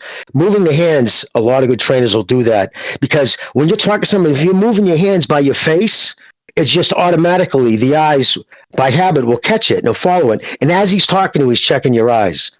It's just an old fucking trainer's habit to get your fighters moving. Because a hurt fighter is like a drunk. Their eyes are delayed. Like when a cop looks a pen in your eyes, follow the pen. If it drags, your eye movement. Anyways, that's why he does that. It's brilliant of him. Anyway, sorry, Gonzalo. Go. I just wanted to put that out. People notice that. No, I was just gonna say that if you guys remember too, when he fought Mario Barrios, Mayweather needed to go up there, and I don't know what the relationship or the dynamic is between Mayweather now and the Tank Davis camp, but he needed to go up there and remind him, "Hey, dude, it's a 10th round. Unofficially, you're down on the cards." And I'm not saying that same influence he can be there once again, but if it depended upon Calvin Ford, it wasn't Calvin Ford the one that told him that it was. That's somebody a great else. point, man. That's a great point. Yeah. That's a great point. Yeah, and that's the other thing is like I would really like to know what the relationship is between Mayweather and Calvin Ford. In fact, shout out to Never Sobers. He put a video on the Discord. Tank Davis actually brought in Kenny Porter on this camp, and I watched some of the interview. I didn't finish watching it all, but he's talking about how he likes working with Tank Davis. Tank Davis is a natural athlete, blah blah blah. But I'm thinking, why did he need to bring? You know what I think? My first thought was, Sean Porter was renowned for his work rate and his stamina and his aggression, his ability to be aggressive for large stretches of the fight. Maybe Tank Davis said, "Hey, I need a little bit of a boost in the gas tank," particularly because it could prove to be a huge advantage against a weight-drained Ryan Garcia. But then again, here's my thing. The counter argument to that is, okay, Sean Porter is one type of fighter. Tank Davis is another type of fighter. And as we mentioned, Tank Davis's work rate is not exactly the best. So you can have the trainer of the guy who, like, you could have Antonio Margarito's trainer, Capetillo. Just because Margarito threw 100 punches per round doesn't mean you're going to do that as well. So I don't know. It seems a little bit of a bit of a weird dynamic. It's like I don't see Nacho Berenstein saying, "Hey, you know what? Let me work with Joe Goosen or let me work with Reynoso." It's like you don't see that from old school trainers. But some of these other trainers like Calvin Ford or like Bill Haney, who brought in what's his name, the guy that the British dude with the long hair, Davison. Yeah, Davison. Yeah, it's like he's thinking, what the hell's going on? Oh, come on. Yeah, we're still. Or Teofimo Lopez working with Gamachi, and then that was one where apparently the rumor is Teofimo Lopez Sr. wanted to control everything, and they didn't really want to pay Gamachi, so they made him hit the curb. So just interesting how they feel the need to bring somebody else in here in the Tank Davis camp. Well, dude, the reason why I was going all that, I didn't want to go to Mayweather, but you guys brought it up. And so that point on, dude, I lost all respect for him. All respect for Davis's trainer. Dude, I don't give a fuck if you're Floyd Mayweather. How dare you, dude? Come in and fucking take over on me like that, step on me. He embarrassed Davis. Fucking that dude that day. I'm sure he was furious, but what the fuck could he say by the time? But could you picture someone doing that to Duva when he was training, or fucking Lou Duva, or like Joe Goosen? Joe would have punched him in the face. Like, dude, are you fucking kidding me right now? And then here's another thing. What did he look like going backwards against Cruz? How uncomfortable. Remember after the fight, the biggest word was how uncomfortable Davis looked going backwards. All they ever do, I guarantee you, because that's what you want to do. Once you control your camp and you got a yes man because he's got nobody else who's ever going to pay him that kind of money, he becomes a yes man. No matter what the dynamic it started at, that's where it's evolved into. Guaranteed. He's the money man now. I'm the boss. So you're going to do the shit you like. Your pretty combinations, that fucking 300, combination mitt dancing bullshit.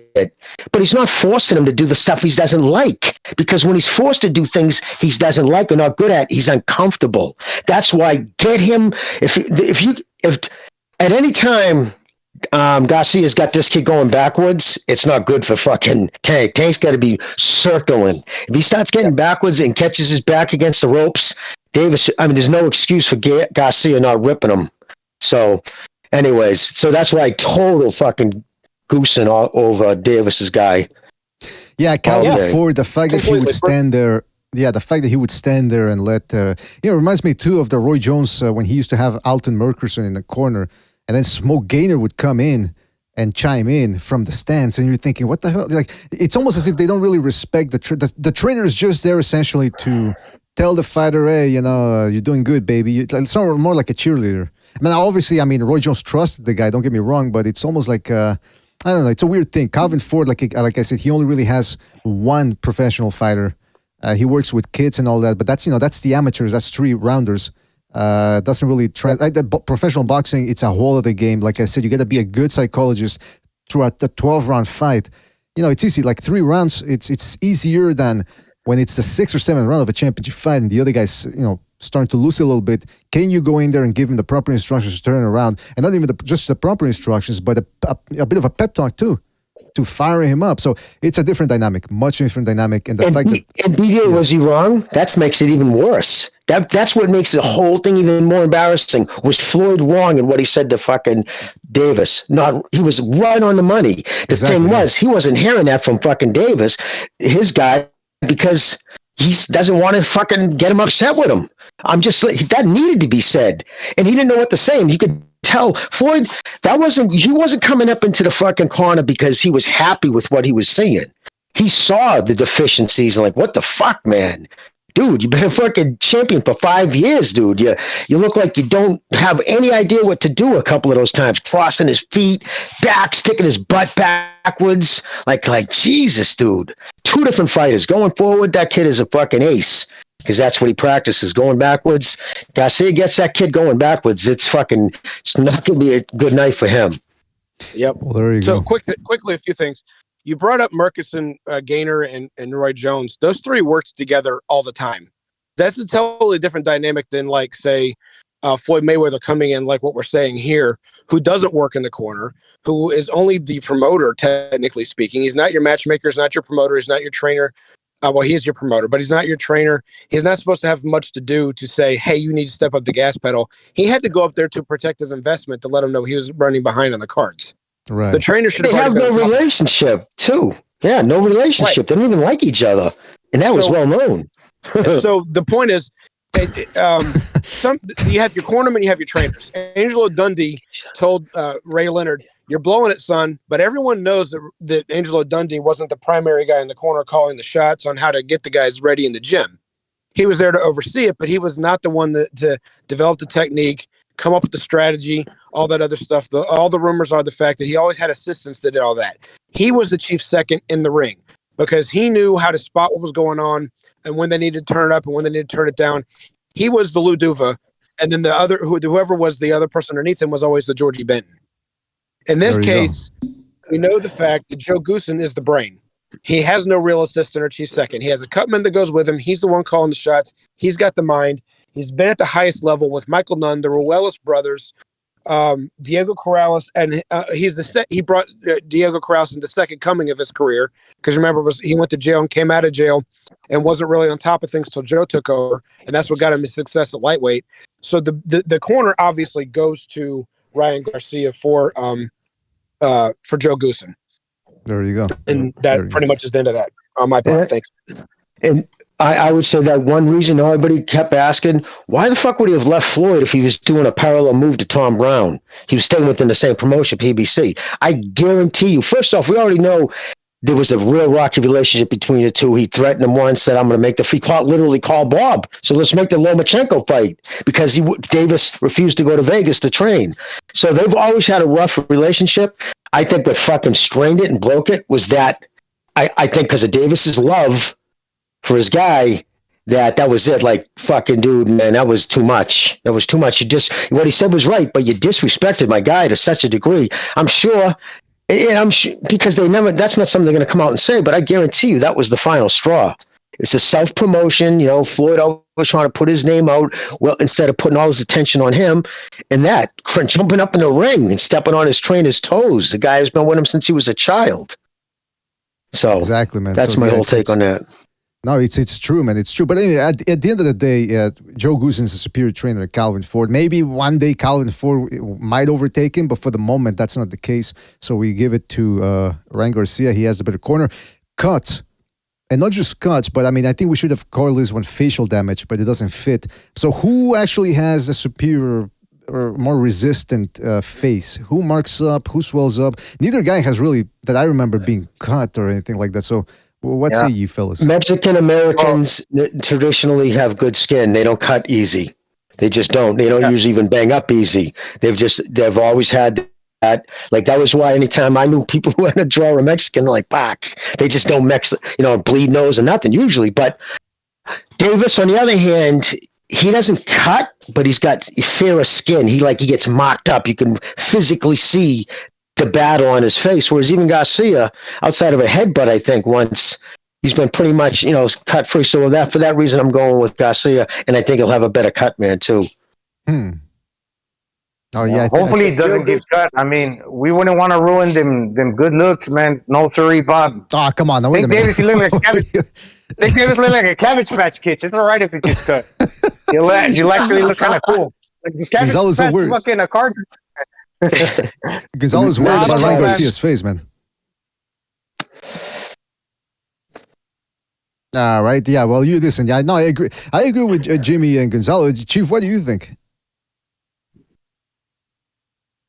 Was who cuts? Jimmy was right. I don't remember either one of them bleeding overly too much ever. I don't remember Ryan's eyes ever swelling, getting close to shut. But in Tank's last fight against the other Garcia, Tank doesn't have a red face. His complexion isn't bright red, rosy cheeks, or anything like that. His entire face was beet red from all the punches he was taking in the face. That doesn't mean cuts, but it does mean the fact you get hit more, and it does mean that it can cause swelling. Joe Goossen's going to pick his cut men, and Joe Goossen's only going to bring the best in. I'm going to have to lean towards Ryan on this one. There you go. I'm going to have to agree, which is weird because, I mean, Ryan Garcia has been hit, but he doesn't get hit as often, so it makes you wonder, is Gervonta Davis just more hittable than Ryan Garcia?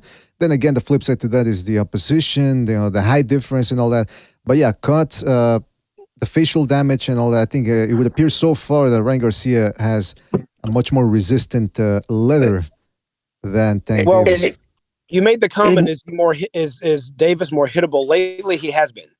The people, but Pitbull and this other Garcia and Santa Cruz, even though Santa Cruz couldn't pop a balloon at bantamweight, so he wasn't going to hurt anybody at junior lightweight.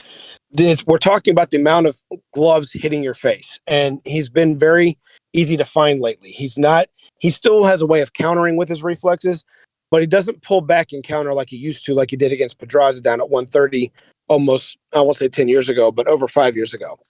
So he does get hit a lot more, and it's becoming very prevalent that he doesn't move his head as much as he used to. So between the two of them, the one that's getting hit less, even though Garcia has also been fighting shorter, older opponents, that has to be noted. The one that's still getting hit less lately is Garcia, and throughout his career thus far has been Garcia.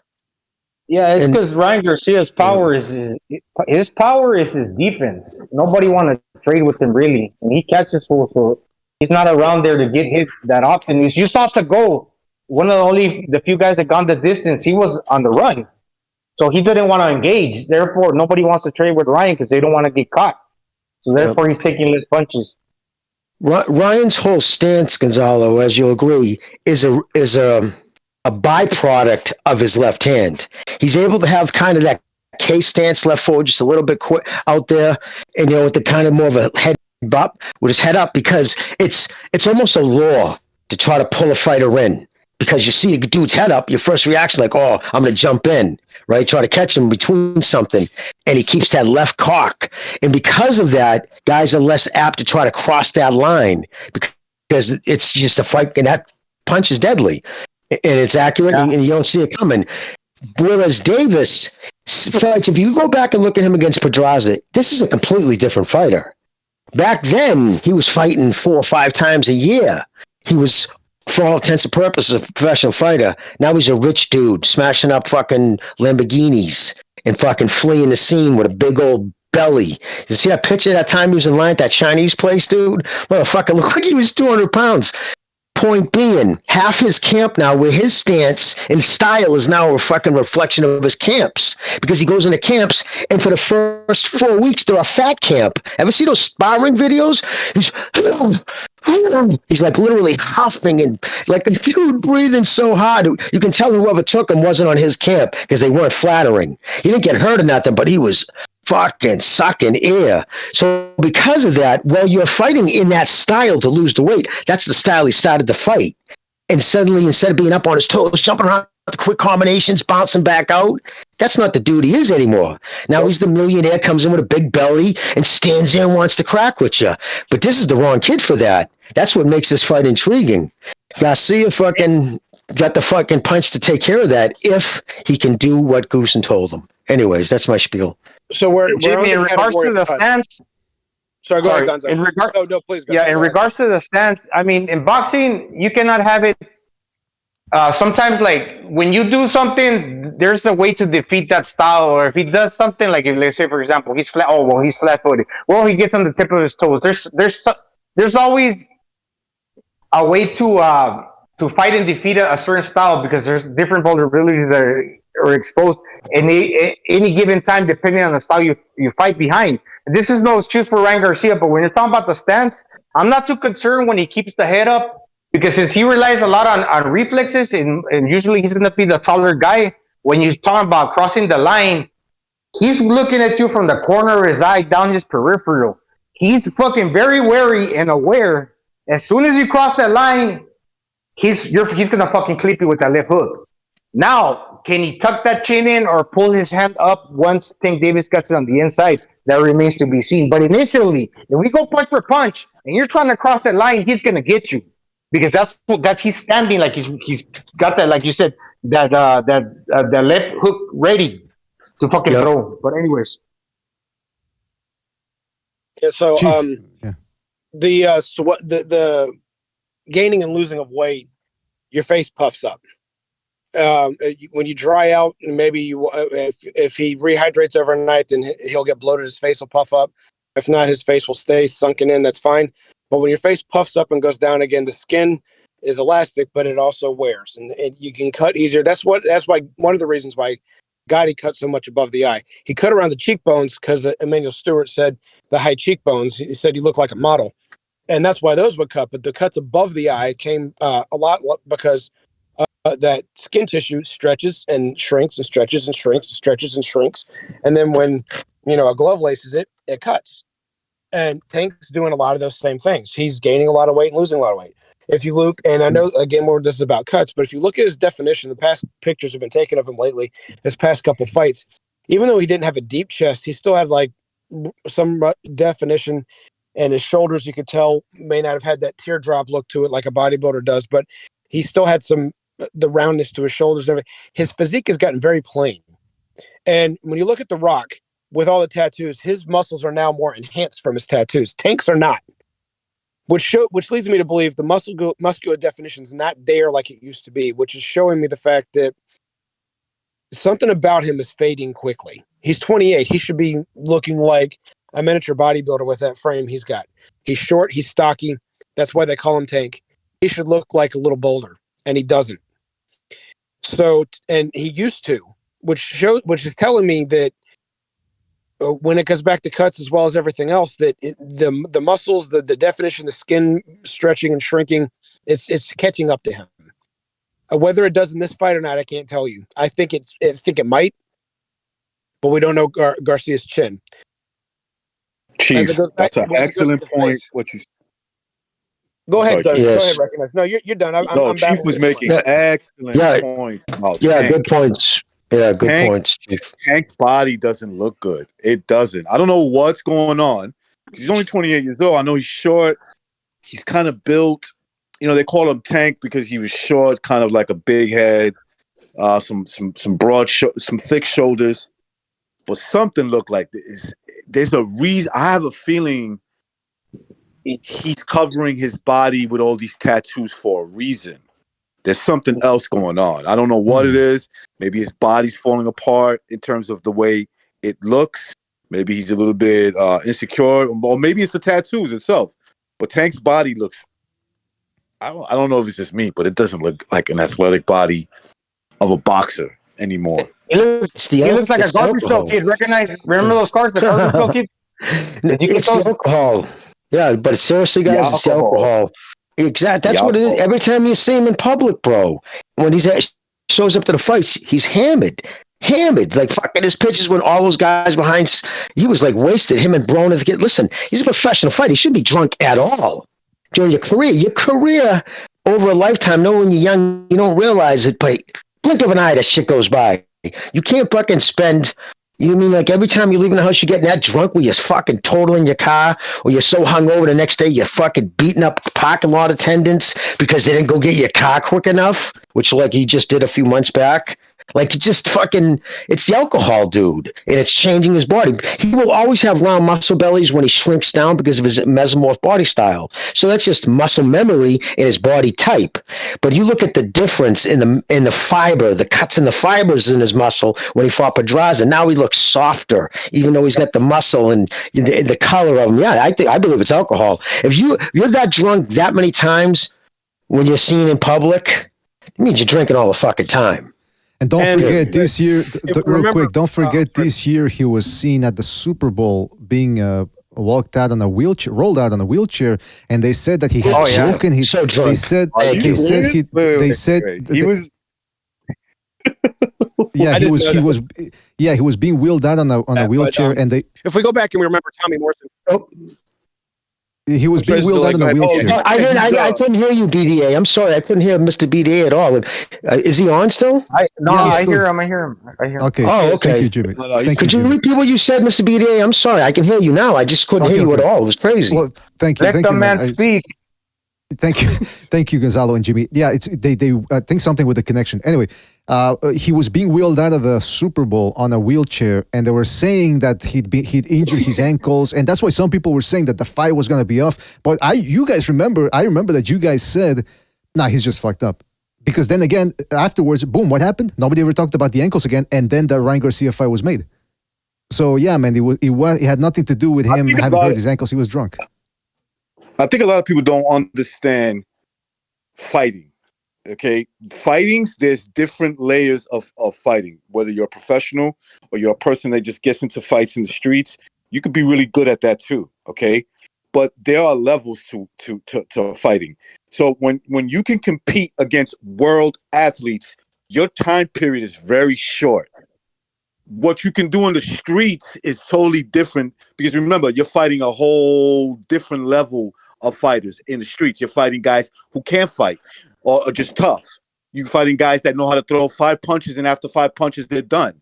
All right, so you can go to your 40-something, you go to your 50s if you do the right work and knock dudes out on the streets. But when you're fighting professionally against world athletes, that window is small. It starts to get real small. Okay, that's why we praise fighters that fight to their late 30s or mid 30s, and they're still in their physical. They're still able to beat top level competition. Right? Preach, my friend. Don't you notice that we praise these guys? A lot of these dudes don't understand that. Tank doesn't understand that. Tank thinks that he can drink and do this, and that because he's young, he's going to be able to do this forever. He's going to find himself in a fight one day, maybe this fight, maybe another fight down the line, and he's going to say, "Man, my window closed. I fucked up," or I closed my own window. You know what I'm saying?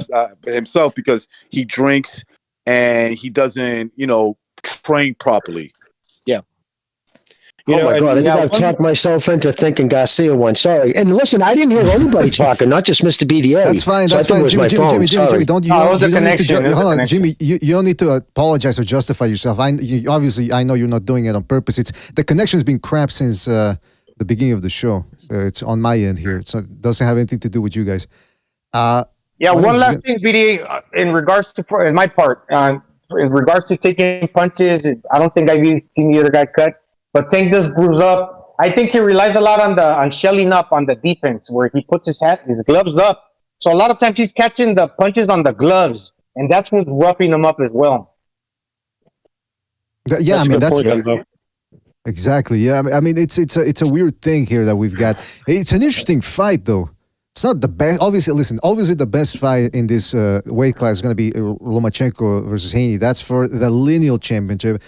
That's for the real champion. I know people want to call it undisputed. I don't go by the belts. I go by who the best is. So Haney is the lineal, whatever you want to call him, lineal, undisputed, whatever. He is what he is. There's a lot of mysteries too, though, in the lightweight division. Who's gonna fight? If Haney wins, does he stay a lightweight? If Lomachenko wins, does he fight Shakur Stevenson, or can they get him maybe the winner of this fight, because it would be a bigger fight? Who shit on Tank Davis's toothbrush? Was it really his wife or girlfriend, whatever she is, or did he do it himself? I don't know. Listen, a lot of questions abound Not enough answers out there. But I guess the lesson is that that's what life's all about. The questions are actually more exciting than the answers. The other thing I want to mention is I'm going to try to do another episode for this fight because it's a big fight. Maybe tomorrow, and I'm just going to bring a couple of clips to really show people how Garcia could pull off the upset or how Tank Davis could pull off the win. And it has nothing to do with just his punching power. It might actually be his skills. So I want to show a couple of those things for tomorrow. Anything else you guys want to mention about this fight before we leave for today? Did he really show that toothbrush? Did he actually put out those pictures? Yes, on Instagram. Yeah, like not just his dude, his daughters. Now wrap your head around that. You wonder why I think that was made up and he was trying to make her look like a psycho, right? The reason why I can't see a woman, no matter how fucking crazy that bitch is going to put her shit on her child's toothbrush. That's something an idiot dude would do. Look what you did, man. Put shit on all the toothbrushes. That was bullshit. I'm telling you, no woman is going to put shit on her child's toothbrush. No matter how much of a psycho Instagram bimbo she might be, is going to put fucking doo-doo on her kid's fucking toothbrush. That was him just playing up with the public. Because why else would he embarrass her like that? He was trying to step in front of it because he did smack her. He couldn't even keep him putting his hands on a woman in public, dude, with cell phones all on him. World champion, grabbing her by her throat, pulling her out of the chair. Oh, nobody didn't do it hands on her. Like, dude, what the fuck world you live in, dude? I ever did that to my wife, dude. She done, divorced in public, no less. Like, men don't put their hands on women like that. So if he's willing to do that publicly, that's why they say when he got her behind the fucking corner, he gave her a pop in the head. Girls like that like guys like him, they expect that. If the guys don't do that, they cheat on them with guys that do. Right. Well, I want to say this is a different chick too, though. I got to say that was a different chick. That's not the mother of his child. Okay. But yeah, no, that was Davis. He was dating some girl, and that girl he alleges that put shit on his it's disgusting, on his toothbrush and his daughters. Okay, look, it goes to show you that this guy's lifestyle is it's chaotic. That's what it is. It's about chaos. You know, and I think that he thrives on that for now. It'll hit him later on, or now. Maybe it's hitting him now. Maybe he'll pay for it now. But he's the type of guy, because he might be going to prison, from the way I understand it, right? True. Well, though, I guess he's facing new charges now. Right now, it's at a civil suit, but they're thinking about pressing charges on the assault. Wow. But there's a chance he might go to jail, right? There's a chance that he will. It's a matter of time. Okay, listen. So this is a guy who knows that his chaotic choices, his lifestyle, what he's addicted to, what he convinces himself that he's addicted to, it's finally catching up to him. It's gonna catch up to him, and either it's gonna make him or break him. That's it. One of the two. Well. And I just real quick, the reason why chaos, you're 100% right. Excellent point, as always, brother. But that's because everybody wants, like, home to somebody is what their childhood home was. Like, I felt safe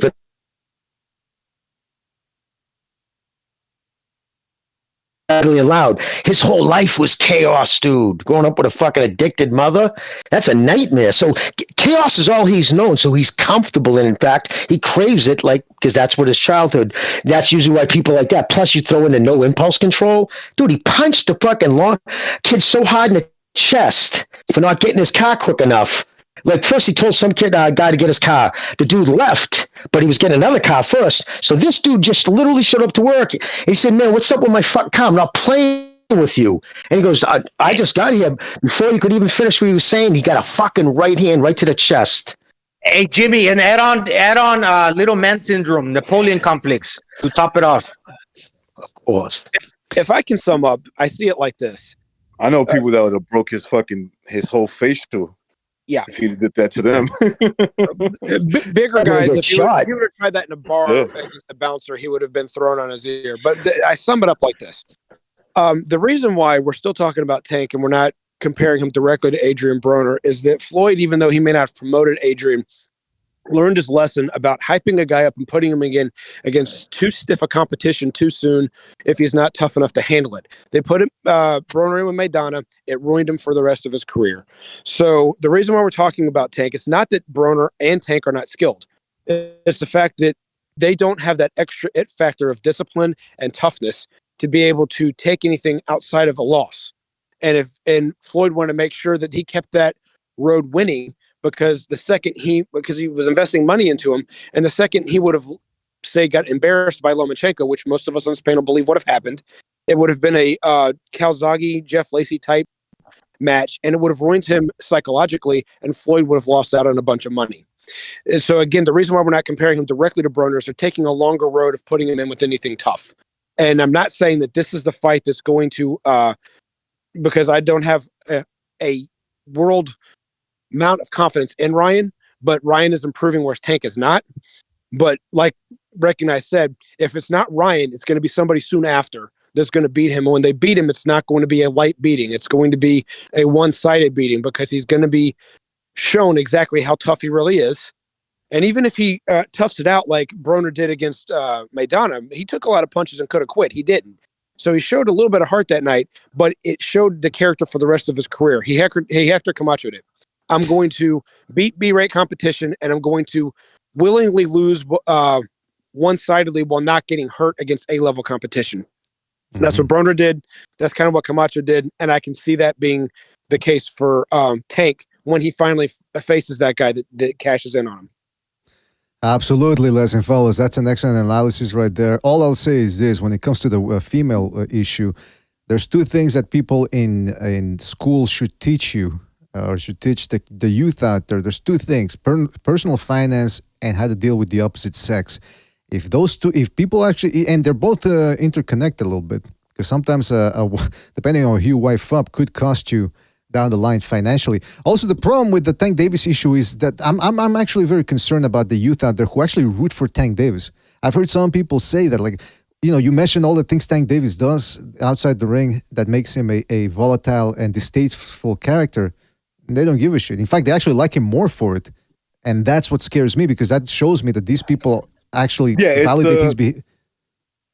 It's that thug culture. He comes from that culture. And it is what it is. And we just saw that in Chicago this past Saturday. It's the worship of the criminal. It's the worshiping of the criminal lifestyle. That's what that is. Well, you were working, dude, right?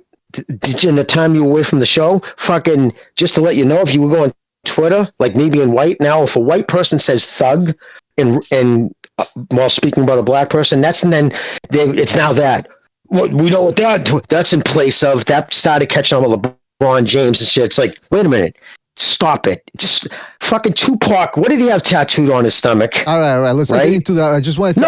I'm just saying, dude, it is what it is. And that's, and it's 100%. Bucho, he's right. But now, if I was to say that, which is true, I would get fucking labeled, which just is more bullshit. Well, that's why, Jimmy, you leave it up to me, man. Because I get the Mexican privilege. I can point out the truth. Whereas your people, oh, bless you. They can't say that much. They can't say that. But listen, at the end of the day, you got to push the limit too a little bit, because you have freedom of speech. Oh no, I still call it. I still use it on Twitter. I just want to say that. That. It is. I'll say this. You're not too far off, Jimmy. Yeah, go ahead, BD.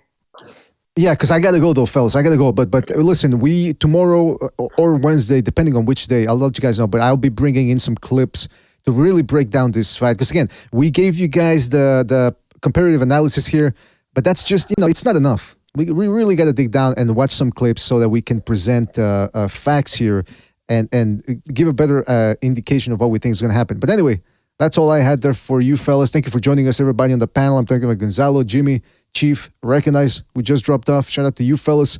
And shout out to everybody donating with the super chat. Everybody. Hit the like on the way out, please. Yes, please. Absolutely. Leave a comment.